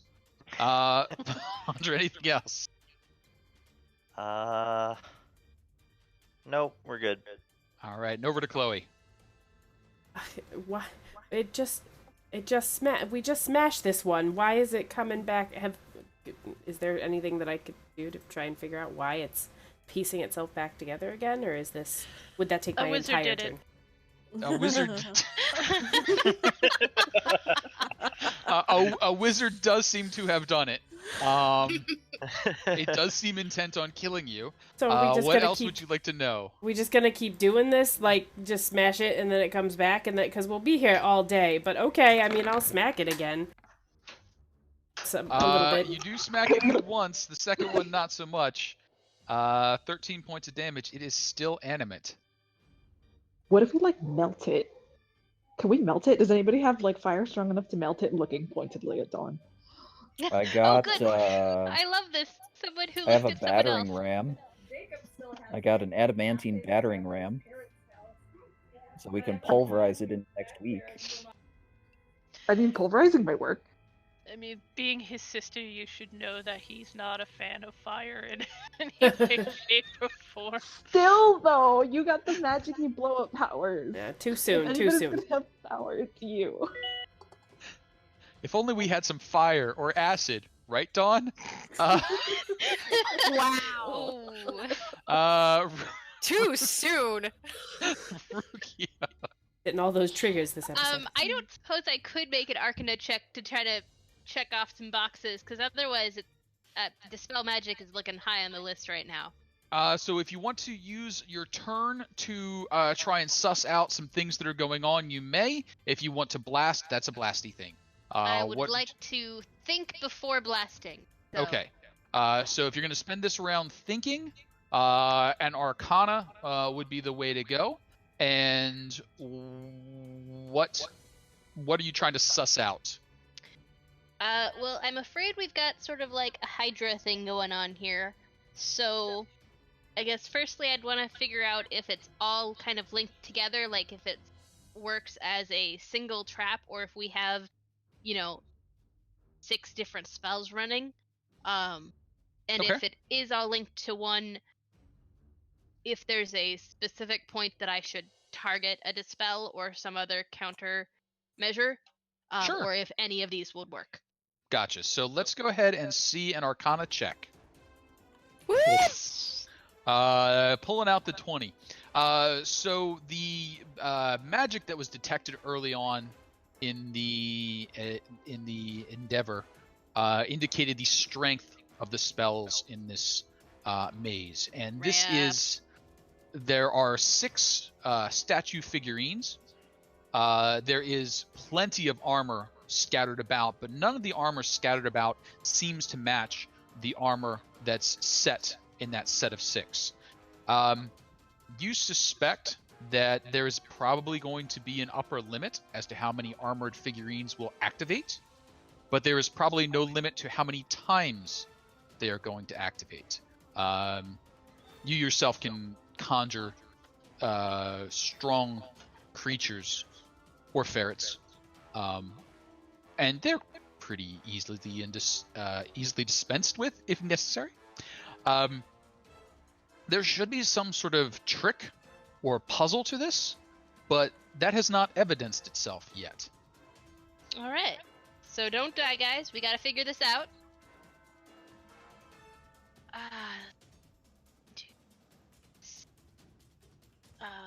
Dots. 4 dots. Nothing here lines up to 6. Oh, dude, I wonder if it's the colored squares. Just keep hitting them for now, guys. Because that's my whole turn, right? Mm-hmm. That's it. Okay. And you communicate as much of that as you wish to the rest of the party. And Dusk. There's another target in front of you. What would you like to do? If nothing else, I guess I could just keep buying time for the others by just continuing to smash them. So, while they're thinking, I can just keep smashing them, and maybe in the process of these things getting destroyed, they can figure something out. Sure. So, I'm just gonna keep punching it. Because that's what I do. If it'll let me. There we go. That's a punch. It's still there. Okay, and one more. That's a punch. It's still there. Well, I have bonus, so why not? That one. Failed you miserably! insert your fist into it and pull it out. You're like, oh, no flesh to rend. That actually hit the armor. Dusk, anything else? Nah, I think I'll just try and stay between it and the magic users for now. Sounds good. That leaves us with a animated armor next to Joey. Joey's going to get 2 slam attacks. Joey, the first, a 17 for 6. I don't think that gets you. Not so much, no. How about a 22? That'll do. That'll get you for 5, maybe. To Lace, it comes around to these tiles on the ground, Mhm. aside from their color and pattern being decorative, do they seem different in any way?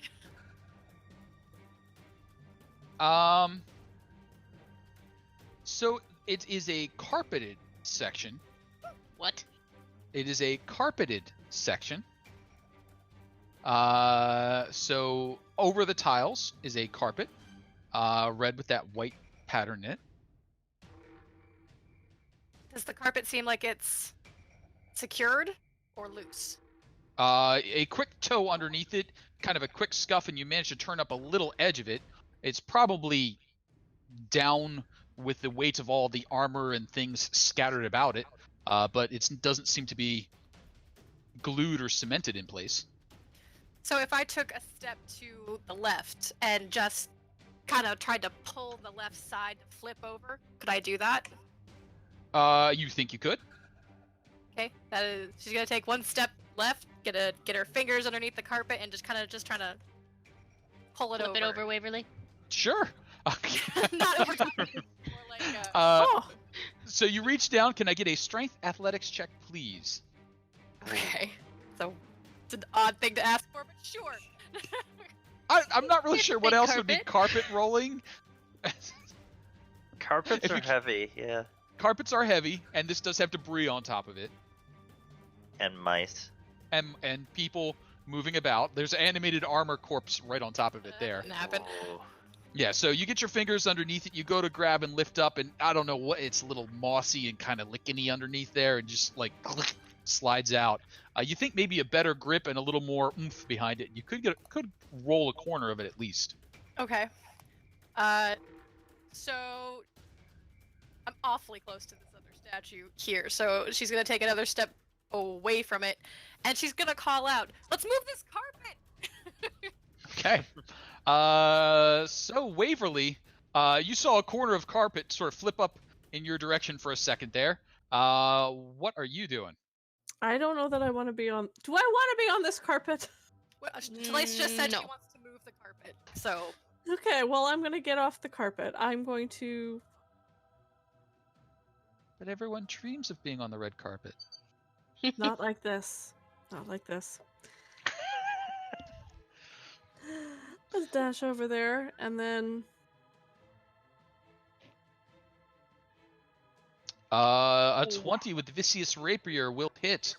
30 points of combined damage. You pierce the armor, but a chunk of it remains floating and animate.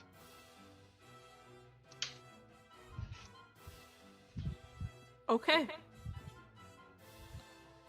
Disengage and take a couple steps back. Okay. Dawn, what are you up to? He's going to blast at this one, so hopefully they can get off the carpet faster. Blam blam? Maybe? Ooh, both blams go wide. Lame. Ooh. Dawn, anything else? No, he's sort of getting ready to send out Edgar, but he's holding off on that. All right. That's going to bring up the adamantine armor between Dusk, Valandra, and Kuhloe. It's going to swing at Dusk as the last thing to tap it. Dusk, 2 slams coming at you.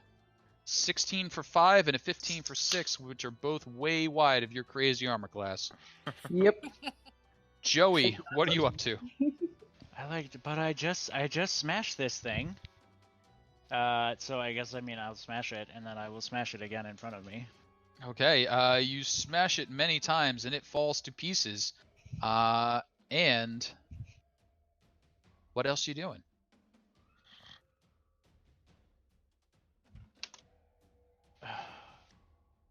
You guys are thinking about something over there, right? Like you guys, Yep. like you trifecta of people are figuring this shit out. Celeste loudly By announced that she wants to figuring- move the carpet.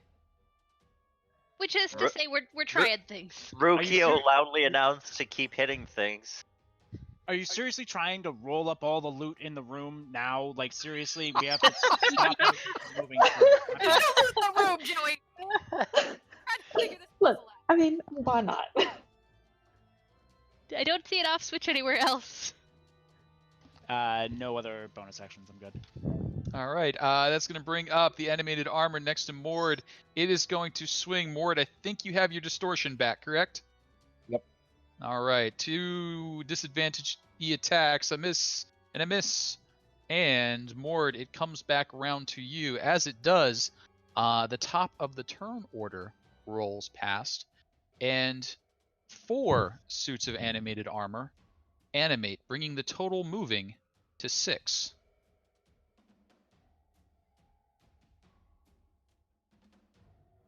They're probably going to be kind of slow. So give me a second as I bring them to bear. They are not where they are. Sorry.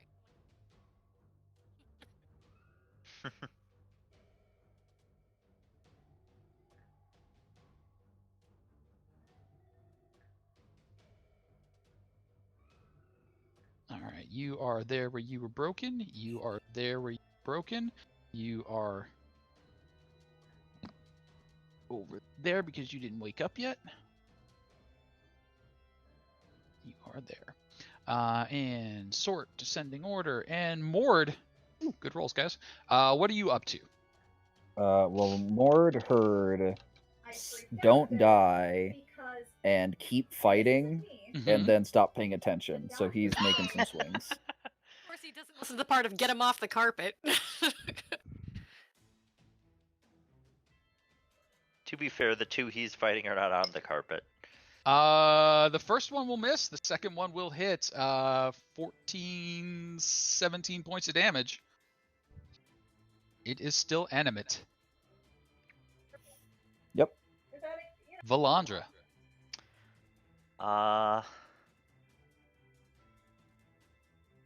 Okay, so she's gonna take an attack of opportunity and move away from this thing. Okay, it is going to try and slam you. Nope. No. And she'll move over next to Talace. Mm-hmm. And God, this is the highest I've rolled, and it's a 5. It has not been a good booming blade day. Cool. Valandra, anything else? Nah, I'm good. All right, that's going to bring up an animated armor that swings at Kuhloe. Kuhloe, 2 attacks. No. Joey, 2 attacks. No. Kuhloe, your turn. Okay, so hearing Joey, go, hey, someone's figuring this out. Valandra took over that one. Mord is busy down in the corner. This one's still looking pretty beefy, or what? Or is it down? The one to your north is like just a glove floating in the air. The one behind you is brand new. Okay. I'll shout back at the magics in the corner. Just be like, are you guys, do you need help rolling up and I'll take a first swipe at the one that's just a glove floating in the air. It is no longer a glove floating in the So I'll be like, do you guys need help with the rug thing? Is that what we're doing? And I'll turn around and swipe at the one in front of me or in back of me. She's gonna get an emphatic yes.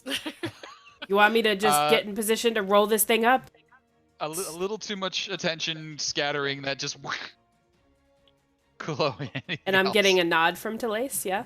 She's getting a loud yes, move the carpet. Okay, and she'll nod and just be like, give me a second, I gotta do some squats or something for a while. I don't know. Brush him off the carpet. All right. I adore the Kuhloe constantly talking too much to hit things. That's my favorite part about Kuhloe, honestly. It's getting dizzy. The entire campaign. I missed very honestly. first session. Seriously.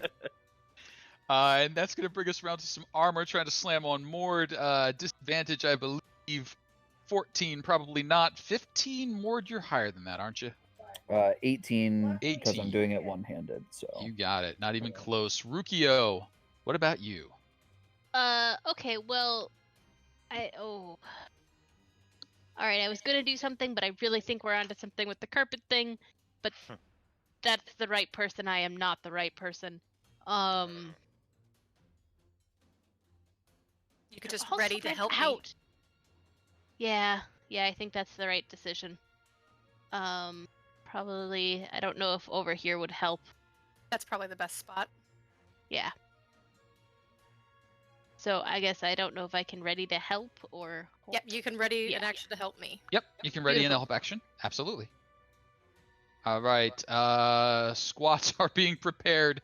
Dusk, what you up to?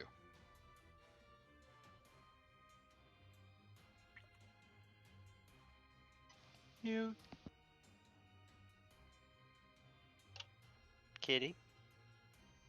The mute. Give her a second. Okay. So, if they're going to be in the process of rolling up the carpet, are any of the suits of armor still on the carpet? I think one is, or is that one down? One already? is The one one next due to the one. east. Okay. Can I just freaking tackle that one off the carpet so that we're all off the carpet now? Oh, Sure. push. Yeah, a shove is a attack, which is a I always forget this one. Strength athletics, I think. Yep. Yeah. So go ahead and roll me a strength athletics check, Cool. And can be opposed by athletics or acrobatics. and it's gonna go with athletics. So I kind of figured. it's not That's super fine. helpful either way. Tens, No! 10's average. That's Six happening. is below 10. Yeah. Yeah! So Dusk, you rush over. You get up in its face and give it the old shove. It staggers back 5 feet. That actually leaves you here-ish. So you are still yourself on the carpet. Which way would you like to exit the carpet? I'm gonna stand next to Valandra. Sure, You absolutely. can hit it. Yeah. And- so I can still keep her. That was an attack action, so you can take your bonus. Well, it's it second replaces attack. one attack. It replaces Yeah. one attack, so you can take second attack and your bonus. So you've got 2 hits left if you'd like them. Okay. 23 hit for 6 is definite a hit. And one more. 23 for 10 is 16 total. It is still floating, but you have dented it. Awesome. Okay, I'll leave it for there. Talace, the rug is clear. And we're gonna do it again. All right, And this let's time I have help. strength athletics at advantage for the help. 19 is pretty good. Nice. You start rolling the carpet up. You're like, "Whoa, whoa, whoa, whoa." Armor and dirt and debris and all sorts of things are getting rolled into it. But you've got a good momentum going, like a giant Tootsie Roll. It slams into the back of the knees of Mord and the animated armor even after you stop.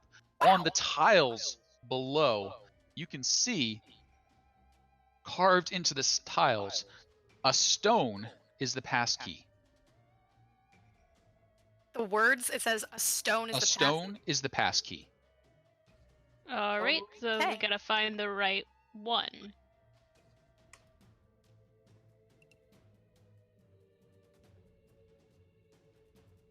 Okay. Well, that was a good action.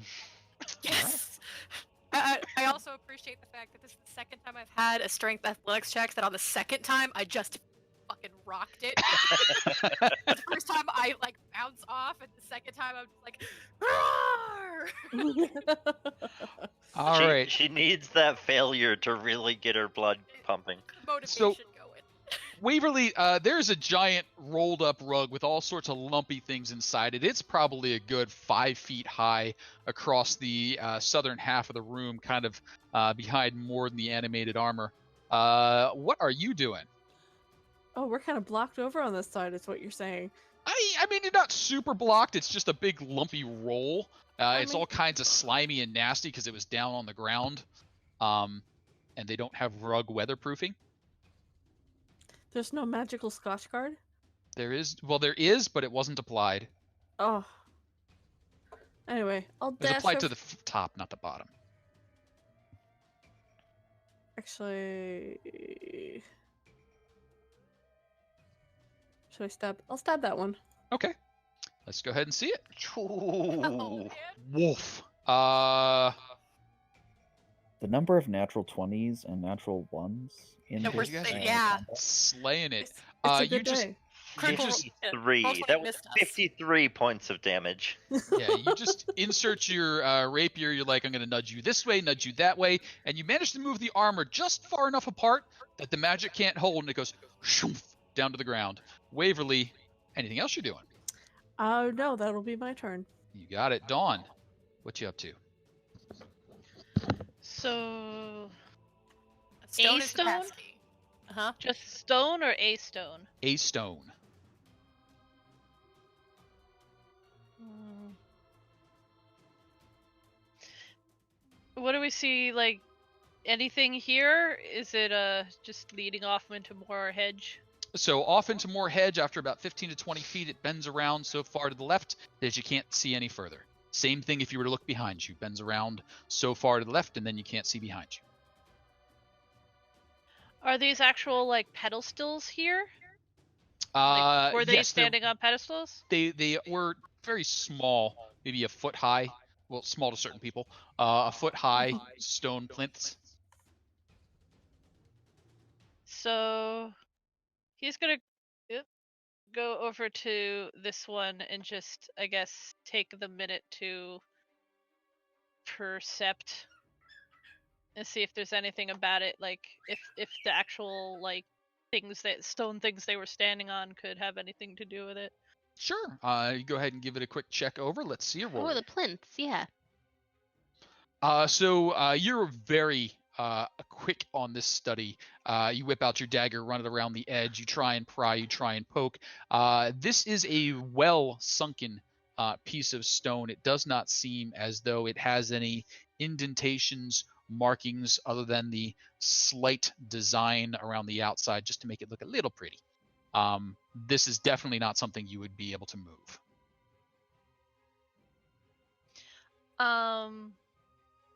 Passkey.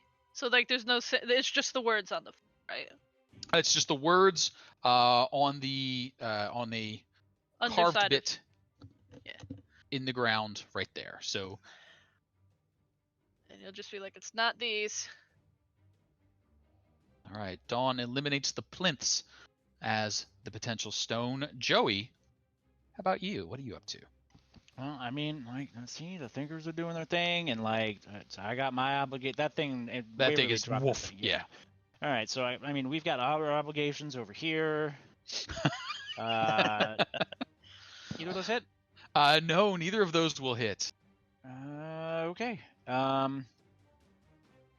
mean, the one next to Waverly is gonna pop back up, so I guess I'm gonna try to get closer to it. I'll take a little swipe from. All right, it will try and slam. That one. And I Probably will make not. a sentinel attack. Ooh. Yeah. Guys, I remembered something about my character from several months. You tricked it. You outwitted it, and boy, howdy, did you?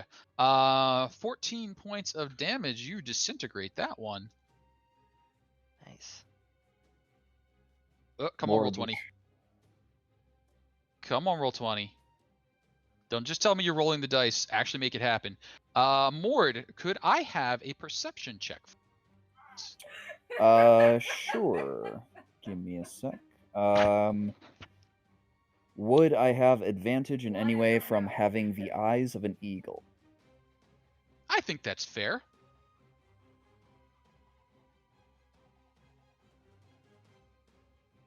So, Mord, as Joey steps and the armor turns to slam, and you just whomp right in the back, you notice a red stone bounce out of the armor and skitter across the ground to land in another piece near Waverly.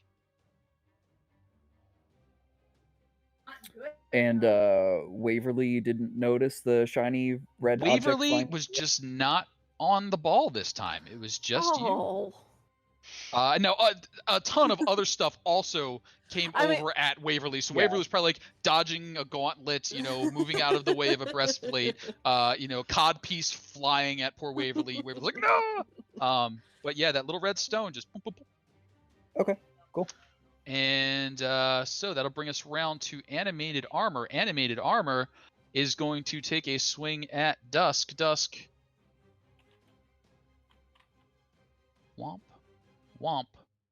Two big misses. And top of the turn order, 4 sets of animated armor rise up. 4 sets? Aren't there still 3? I'm Wait, sorry, 3 can we sets. just- 3 Okay. sets. I was worried for a second there. Yeah, I was gonna get Wait, tell- concerned. So wait, are we punching I out the thought- magic rocks? Is that what we're doing? So Did after Mord- that backhanded swing, Mord will just yell out to Waverly that, "Hey, I sent you a present, Waverly. Check in that armor," and then go to wheeling the armor behind him. Okay. Ooh. Roll 1. I'm not going to try and fix that. I'm just going to go with whatever it did. The armor reassembles. Waverly, it tries to slam down at you, rattling around inside one of the gauntlets. You hear something. Oh. Waverly, a 12 and a 16? Well, the 16 would hit me, You're but in I've also the- got my decoy mice right now. Oh, that's right, decoy mice. Can I have 2 d20s to determine what they may or may not be hitting? Well, the first one was a 12, so it's only 1d20, right? Oh, it's only 1 d20. So a 13 hits a duplicate, and one of the duplicates will fade. Poof. So you are down to 2 duplicates. 2. And then Mord, it will be your turn. Oh, taking that spell, I knew it was a good idea. Yep. So I already rolled my attacks. I told Waverly that that Mord sent over a present in that armor. 12, 9, 21. You got it. Sorry about that. And then that's going to bring up a little more animated armor. The one in front of you, in fact, is going to try and return the favor. 2 slams back at disadvantage. Mord. No. Valandra. Valandra is gonna run over here to help Kuhloe. Okay. 18? 18 will tag. Okay. 24 points of damage. 24 points of damage. It is still animate. Valandra, anything else? Nope. All right. Animated armor. We'll turn around and swing at Valandra for having tapped it. Valandra, 1, 2, 21? 21 does hit. 6 points of bludgeoning damage, and if you're concentrated on anything, give it a roll. Kuhloe, between 2 sets of armor, and then between 2 sets of friends, what you doing? The hell is going on? I assume we saw whatever, like, little stone rock tinked over there and heard Mord yelling towards Waverly.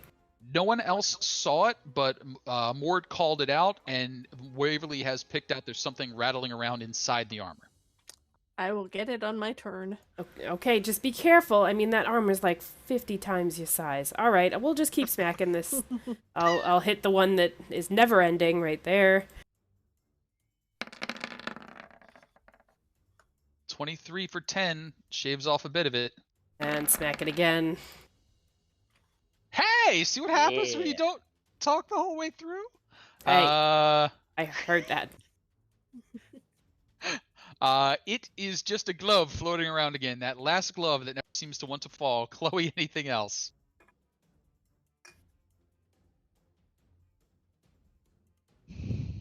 You know what? Actually, yes. I am going to add an extra weapon die to that for Orcish Fury, which is new. Yay, new things. Ooh. And since it is a crit, that die doubles. Just roll 2d8, right? Yep, that'll be fine. I mean, what are the odds of you rolling 1s on both? That's enough. And you just whoop that gauntlet. What did I do? Any shiny things fall out of that thing? No shiny things out of that one.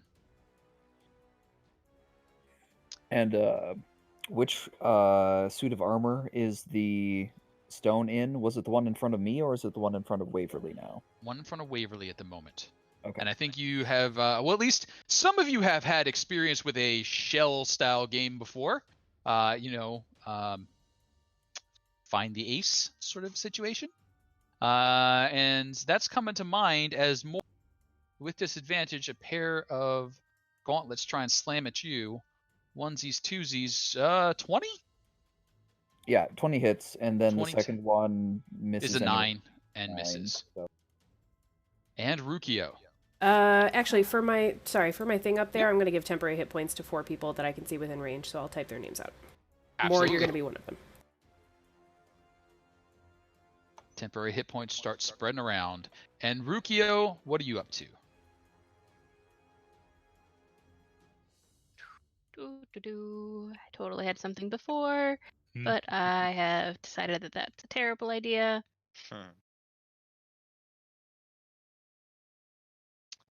How many temporary hit points? 8. So you 4, Mord, Valandra, Waverly, and Joey, you all get 8 temporary hit points.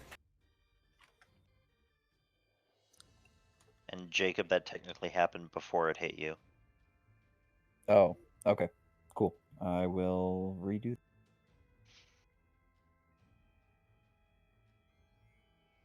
It's okay. Yeah. It would take months for these armor to wear through the pile of hit points that is Mord. But, Ruqiyo, what you thinking? I don't want to, I don't want to blow a big spell, but I want to help a little bit. And I don't want to just stand there. And so then that probably means that's a melee attack, not that one. Do you have a cantrip that does damage? Yeah, Yeah, that's what I was thinking of. Toll the Dead, probably not so great, but we can throw some fire at people. Ooh.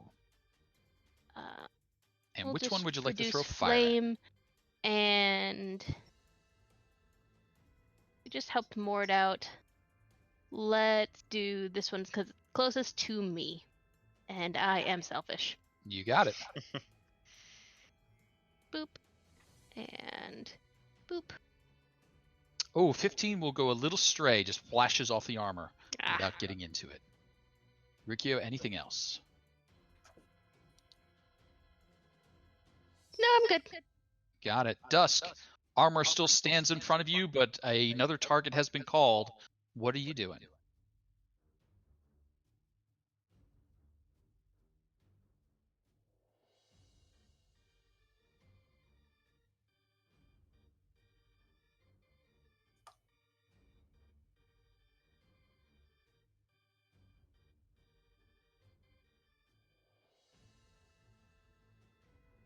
Kitty! Kitty mute? Okay, I'm here. Fiddling with this is very suffering. Okay. Appreciate you bearing with us. So many buttons. And okay. I'm gonna keep punching at the one that's closest to me, because Certainly may. I may as well keep it busy. Hoping I can knock out those magic-y things that we're trying to find. Let's see. Punch. It is still floating. Oh my goodness, stop floating. Still a little more floating. Really? Down to a gauntlet now. And no more floating. Dusk is just getting frustrated with it, like punching it into the ground, like, stop floating! Just stay down! And you can see them just like scuttling around now, getting ready to reform. And What if I just like flop on the pieces so that they just can't go back together? Can I do that? So, if you've ever seen a cat trying to catch a sunbeam, Dusk is like whoop, whoop, whoop, whoop, whoop, whoop, whoop. And there we go. So to Lace, what are you up to? Any shiny gems popping out of the one that just went kaboo? No, now that you're keeping your eyes out for it, you haven't seen anything shiny or loose in any of the other armors. Okay. Seems like it's just the one. Well, there were 2. Just one. So one gem traveled from a armor that was busted and then landed on the ground. Another armor formed around it, and it's now in that armor. So it's in this armor now. it is in that armor now. Okay. So that's the one we should be targeting. Alrighty.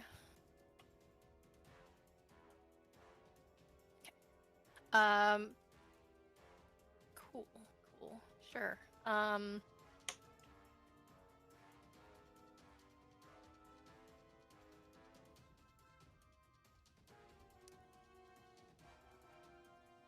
Yeah, my cantrips are useless. I clearly did no damage with my cantrips, and I have to be on top of them to do anything else. I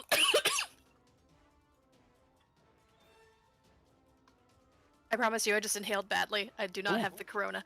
It's okay. I'm pretty sure it's not a computer virus.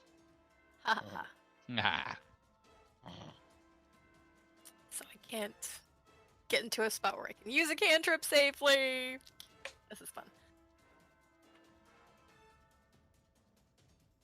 All right, she's gonna try and shoot it with her bow. Okay. I seem to remember this bow doing tons of damage every time. 8 points is a respectable shot with a bow. It definitely wangs the chung. To Lace, anything else?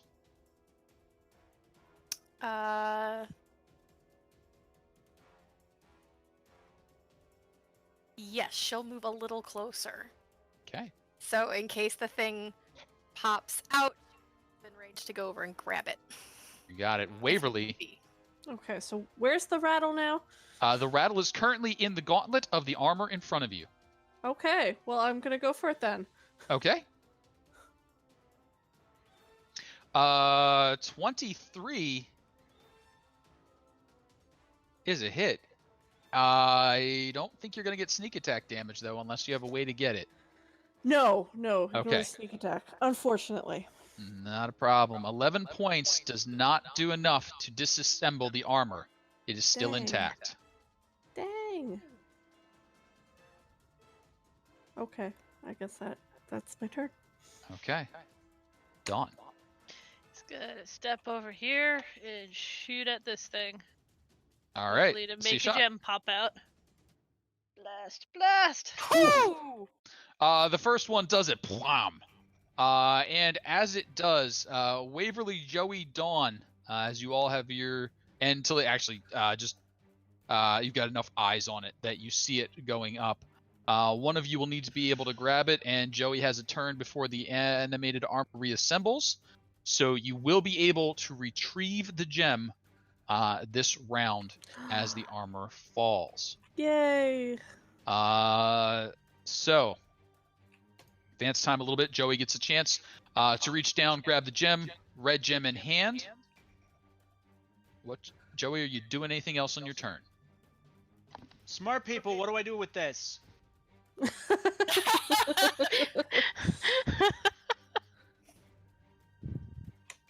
Okay, we got nothing. Keystone. No, don't think we is figured there it out. anything on it? It's the keystone. It's going to be what lets us out into the next space without us running So- right back into this room. We should all get together and Yeah, leave. we should leave. Leaving? That sounds great. And I will action. I can't even ready. I won't have enough movement. But sure, let's just move down this way and not get out of sight and be like, okay, Okay. we're gonna go now. So is anyone not following suit? I mean, Mord will wait for people to pass and will attempt to stop any animated armors that come through. But I mean, he'll be one of the last ones through. But otherwise, he'll be following suit. Sure. So the party makes its way out. To defense mode, the armor can't get through between your armor class, the disadvantage, and so on. The party makes its way along 15 to 20 feet of winding hedge and then find themselves, thankfully, once again, back in the sundial room. Fuck. I knew you were gonna say that. Joey, the redstone in your hand disappears. You look to the sundial, and there are 8 shadows, each one pointing in a direction: north, south, east, west, northeast, southeast, northwest, southwest. What would you all like to do?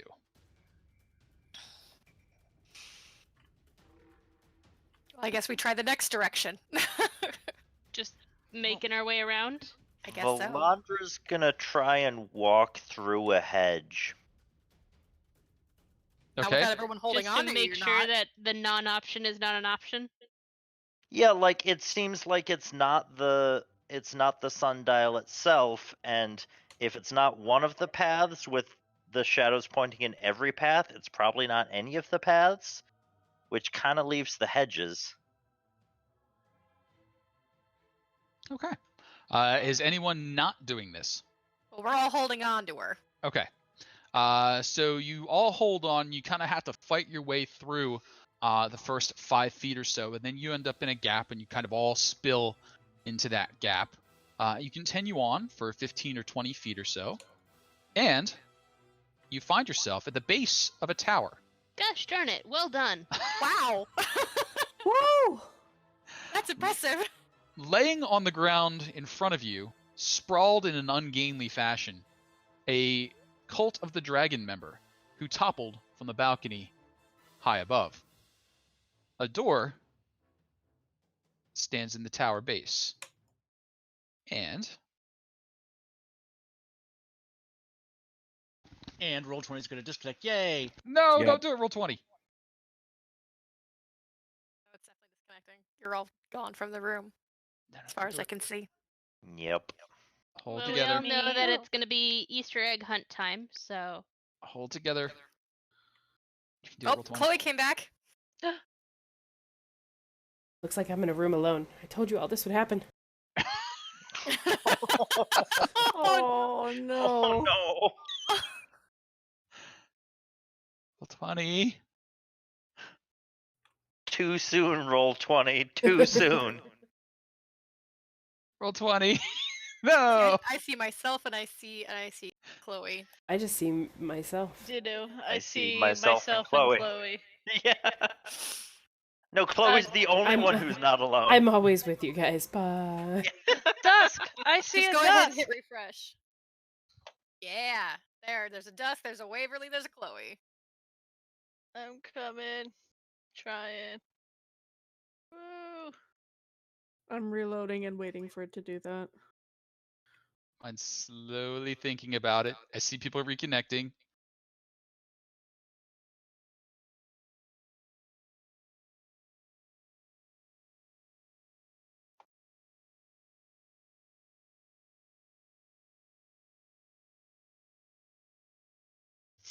black screen.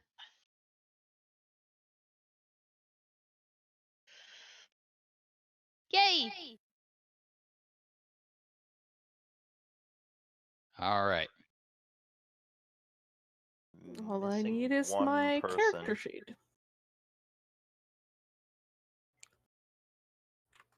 Oh, we're I'm going to missing try and Kasey. reveal the area now. Oh yeah, character sheets aren't up.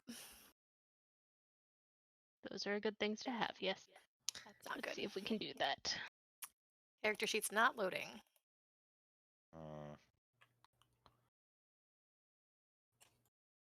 Well, Oh, wait.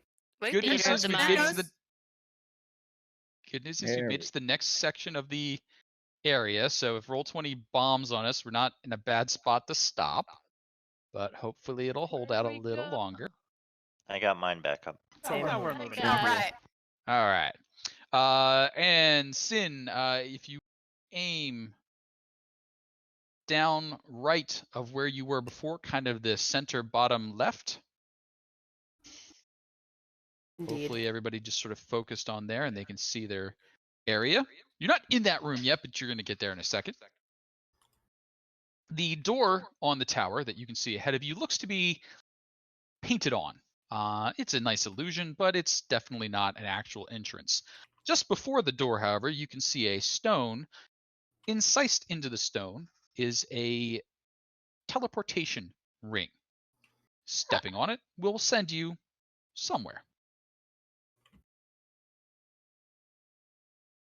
Does the dead guy have anything on him? Robes and blood. Okay. But didn't he say he was gonna drop something at the bottom of the thing? Under it, I think he was. So the frantically shouted message indicated that you should meet him in the dungeon. That's where he'll be hiding. The key to the dungeon is this white hourglassy thing that he was shaking at you, and that he would leave that behind once he uses it. A quick search of the area reveals no white hourglassy thing, and you didn't see a white hourglassy thing come out, flying out from the balcony, so you would suspect it's in the tower somewhere after he used it. Gotcha.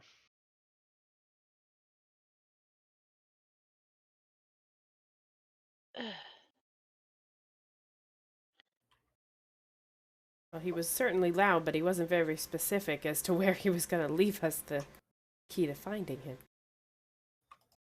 You Loud, don't I want to give believe, away was the the whole problem. thing. You should educate him on Warren's cant so that he understands how to communicate succinctly on these sorts of plans.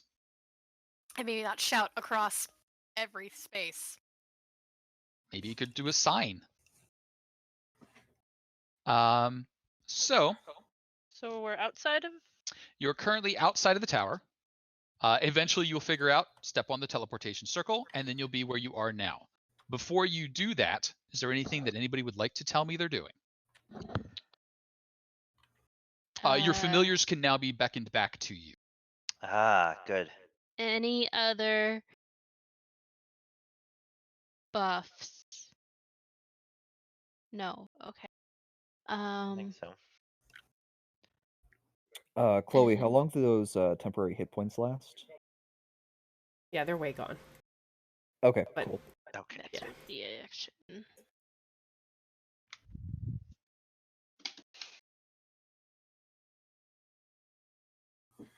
No, Okay. I'm good. Sounds good. So eventually, you decide to step upon the teleportation circle. You may link arms, hold hands, rope, whatever you choose, and we'll assume you all end up inside eventually. You find yourself. Good. Sorry, I was just looking through my spells. I am actually gonna cast Aid on Waverly, Dawn, and Talace. So your hit point maximum increases by 5. Awesome. And doesn't your hit points also go up by 5 at Yep. this moment? Yeah. Yep. You got it. And please just make a note that once that fades, to take that HP away. It takes 8 No. hours. The hit point maximum increases. Right. Yep. You got it. Okay. So, with that said, after you get done your teleportation sickness, the walls of the chamber you have entered bear exotic geometric designs representing feathers, eagles, and snakes, all rendered in a style you've not seen before. To one side of the room, a human female is sprawled face down in a pool of blood. Several bottles fall as somebody bumps into a table. She is dressed like a high-ranking member of the cult of the dragon. Is everybody okay, by the way? Yeah. Okay. Yeah. The teleportation circle behind you, as you turn to look back, has several icons carved into it. Those icons are a chair, 2 chairs, an upside-down L, a rectangle, a flame, a star, a square, an hourglass, and a right triangle. An hourglass recently before.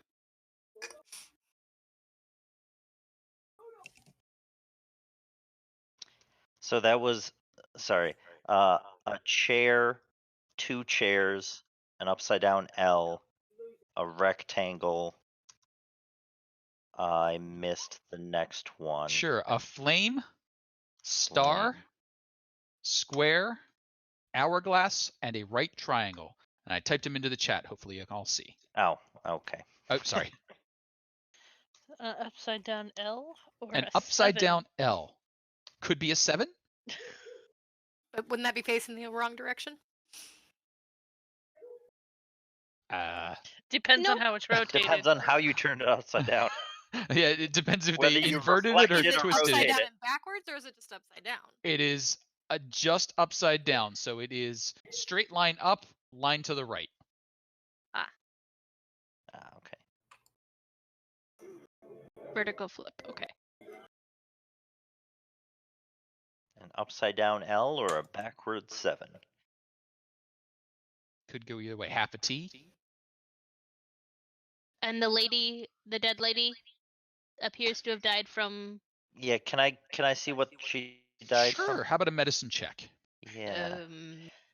Someone assist. Or I'm don't fine. bother. Or not. Don't bother. It's She fine. Died from murder. She From a lot of murder. Murderer. That's did very... die from murder. Though with that level of detail, not only do you recognize it as murder, you recognize the type of weapon, a dragon tooth dagger, popular among cult members, fashioned from an actual tooth of the dragon. Well, that sounds really cool. I want one.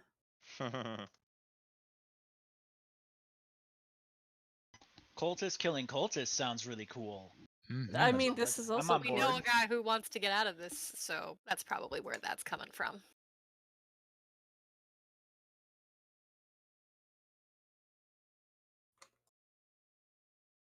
As you look around a bit more, there are 2 balconies about 8 foot high on either side of the teleportation circle, and some accoutrements of magic and study on the northern wall, and a small table which you are all currently moving about. Is there anything on her body of use? A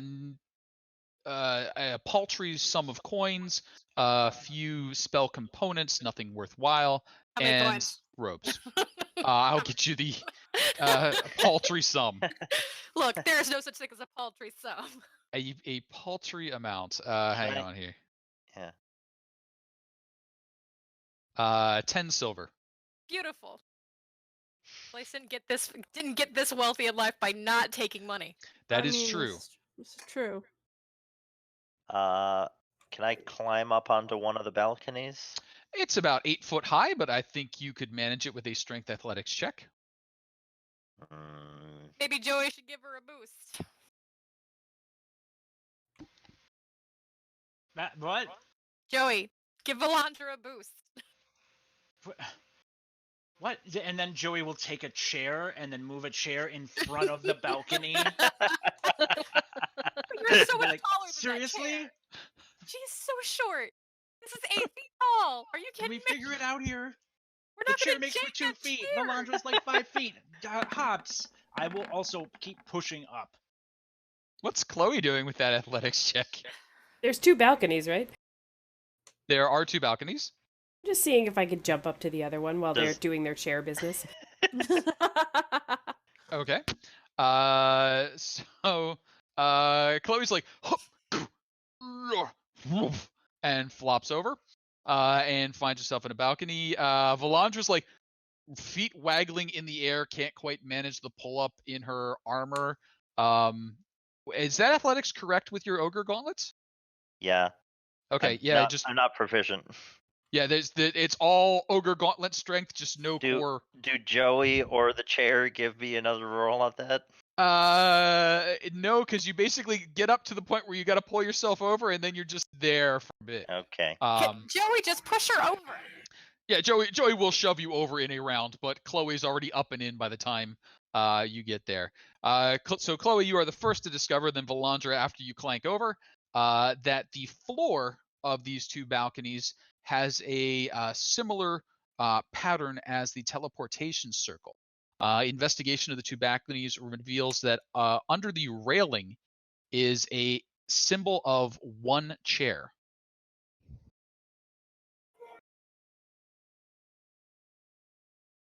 And in describing them, like, both balconies are exactly the same.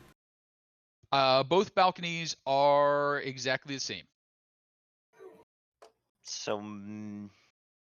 So teleportation chair- locations are identified by the Yeah. symbols? They're levels of the tower, Okay. maybe? And at this point, I'm going to say no one has touched one of these symbols. Okay. That seems legit. That would be correct. Yeah. Hey, Mord, want to touch a symbol? Wow! I mean, if I can get up there, did we find any on my level? I mean, So I on can get your up there, level, but someone will have to toss me. on the teleportation level where you are, Bravo. My partner is all also symbols watching are currently available. Lord of the Rings right now. Hey. So I knew it. I got it. That's why I said bravo. It was a good one. yeah, no, I know. Just don't tell the elf. All symbols are currently available, as in, like, you can pick something up with the symbol on it, or there are... So on the level where you are on the ground floor, your teleportation circle, not the ones up on the balcony, has a symbol for a chair, two all of them. chairs, Okay. upside down L, rectangle, flame, star, square, hourglass, right.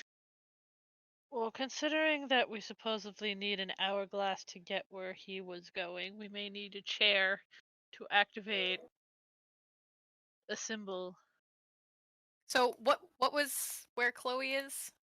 I'm So assuming she- up where Chloe is, they each have one chair carved into a spot on the railing.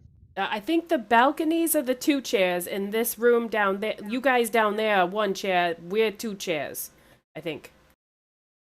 I mean, shit, I'm not really That the expert in this would shit, make but- sense. So do they each have 1 chair apiece here? Yes. Or there's 2 chairs There on is there is a chair carved into the railing here. Am I on the right level? Yes. Mhm. Chair carved into the railing here, and there is a single chair carved into the railing here. So this is the 2 chairs level. Sure. But it could be a chair. Well, I think we're on the 2 chair level, because Valandra and I, one of us are in each balcony, right? Basically. You are each on one. You're each Yeah. on one balcony. Is below the balcony on the walls or anything, is there any symbols that are the same as those we see in the circle? No. Yeah, Well, you wouldn't Place is pretty sure that we're on 2 chairs. Yeah, but you wouldn't teleport to somewhere that you already are. So you know, like there's the symbols for everything.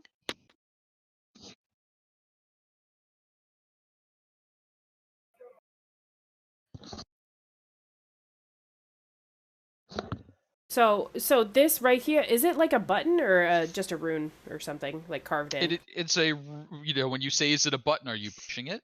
Well, that's what I'm kind of getting at. I mean, Chloe's like, no, right here. And every time she says, no, right here, there's a chair, she gets like a little closer. Just a little closer? Yeah. No, right So here. let me know when a I think little it looks closer right might over make there. contact. And, yeah. Yep. She's gonna press it. So rings of light descend upon Chloe. Oh, shit. Whoop, whoop, whoop, whoop. She fades out of existence, and then she fades back into existence there as rings of light stack up, and then she reappears. Okay. So she Oh. touched the chair and went there. back to the ground floor of this. So this is chair. Someone try touching the 2 chairs Okay. on the ground floor. Sure. Ruqiyo will touch 2 chairs. Okay. Which of the 2 chairs are you touching? Oh, they're like separate single chairs, They are not 2 a chairs. double chair. I will Correct. Okay, They are. that doesn't make a lot of sense the way you wrote it. I'm sorry. They are. Nope, Yeah. that's fine. Sorry. I will touch the first one. You touch the one on the left, and you Chair end 1. up next to Valandra. Okay. Someone try the other chair and see if you go to where Chloe was. Okay, I'll do that. And you end up where Chloe was. Okay, so we've got consistencies with the chairs. Guys, I think, is it as simple as us holding hands and touching the hourglass then? Maybe. That'll probably be not where he hid the hourglass. I will touch the chair to teleport back down.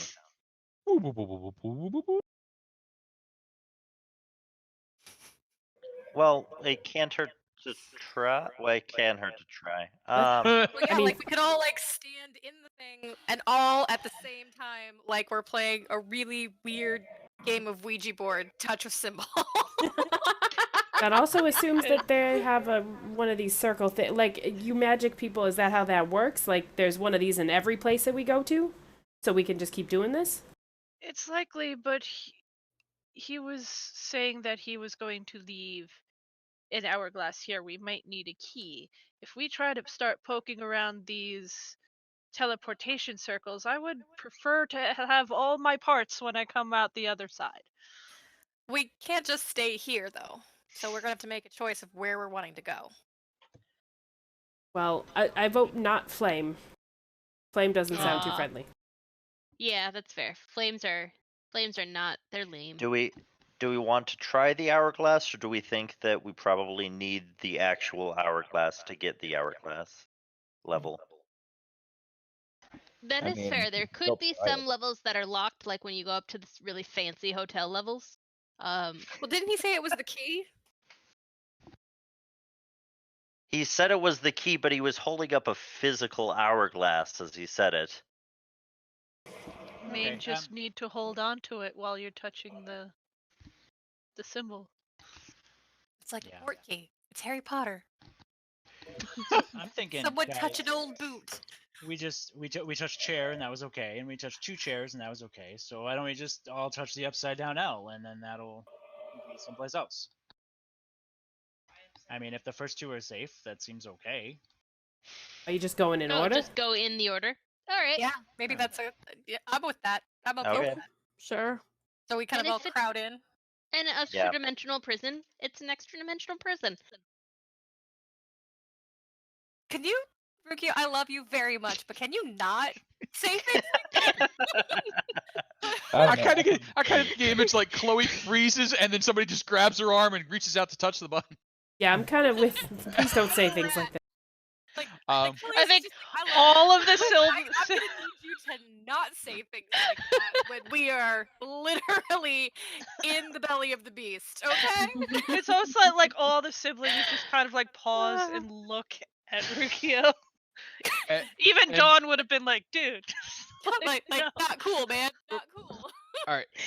I mean, And my Um, understanding was everyone was going to touch each other and then hit the button, correct? Yes. Yep. Okay. So It's a lot like Twister. it is a lot like Twister.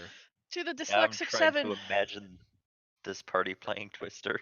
Oh wow, that's poetic, Dawn. All right. So all of you appear within a circular room that's about 10 feet wide.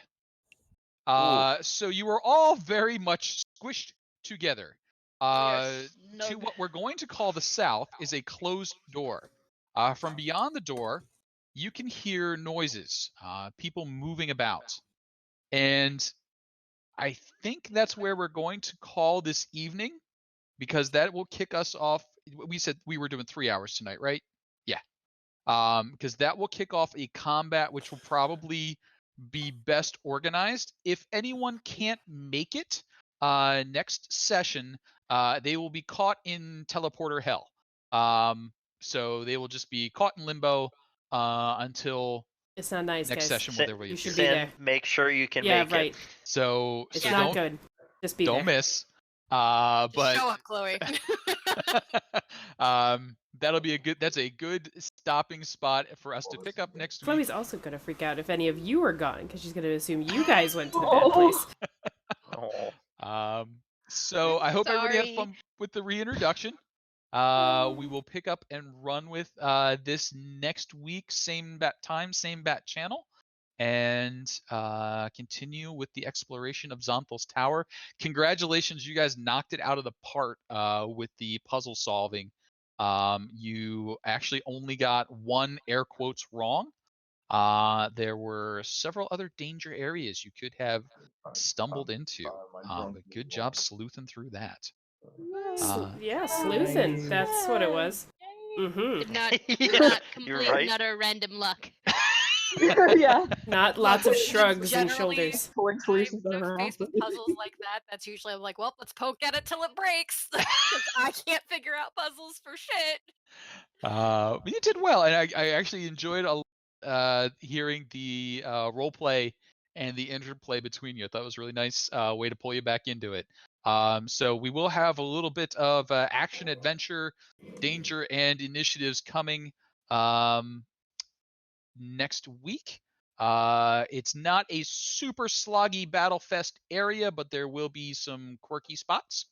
And then I'm probably figuring tentatively you will be in the tower for next week and maybe a little of the following week.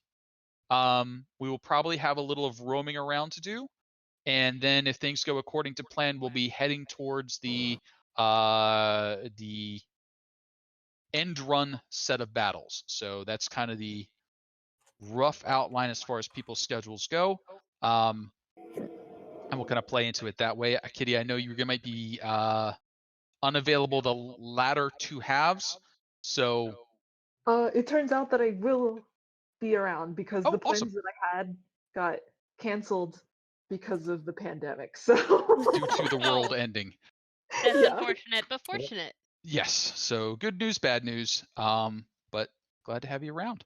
And hopefully a laptop fire will be put out by next week. We Worst super luck appreciate you ever. slugging through with us. I mean, I hopefully aim to get another laptop at some point when, again, pandemic allows. Yeah. So for all that, thanks everybody for sticking with us. Thank you, Twitch chat. And we will see you next week. The channel will be streaming. We got something going on Friday nights, don't we? Is it Friday or Saturday? Every other Friday. My campaign that I usually run on Tuesday switched to Saturday. Okay. And I don't Yulia's know. every other Friday or every Friday now? Every other Friday still, I believe. Okay. And then Thursday? It'll be this week. No, Tuesday we have the follow-up to your stupid one-shot, Kyle. Hey, it's just like you said earlier. It was written that way. Yeah, I don't know and what to tell you knew ya. it was written that way, and you just let it be written that way and end like that. Oh, it's so bad. So bad. Anyway, there's that on Tuesday, and Wednesday is, I'm gonna mispronounce it, Athy, what's the title of Connor's game? Mid-Crew, I believe? Tales of Mid-Crew. Ooh. So Nice. lots of stuff going on. I'm getting ready to do some Ghosts of Saltmarsh, so look out for that in LFG. Nice. Tales of Mid-Crew or Tales of the Elderly? Essentially. Are you all Could go older? right. We're all really fucking. I mean, We're not all of old, us, and then we have like a youngish Tabaxi, I think. So it's like old people and a cat, essentially. Perfect. Aww. I think the Please tell me turtle. one of them is literally an old cat, crazy old cat lady. I think the turtle is technically young, but he seems old because he's a turtle. The glum fellow. All turtles are born very old. They Yeah, we better do. get to say goodbye to him. What's that, Glumfellow? Yeah. I mean, he's just got to survive. It's not like there's dragons ravaging about, and the cult has issued a bounty on the heads of 7 people, got of a which their shell. backstories can be tracked to one orphanage. Why would they attack that place? That's not if nice, only, Kasey. If only someone had spent some Been through money enough, fortifying Kasey. that area. But no one took up on that offer. I'm like, would you like a home? Do you want to do castle building? Like, nah. Let the orphans be orphans. We're like, nope, we hate this place. It's like, that's fine. Look how good we came out. I gave like 500 gold to the orphanage. Yeah, that just that was just guilt makes me gold. greedy. Yeah, I seem to have no gold and no nothing, so I'm working on it. Stupid cards. Yes, there are many backstory effects to be pursued, and that is all in that big wrap up that is coming soon. So thank you all for playing. Thank you, Kasey. Then if you want to kill the Twitch,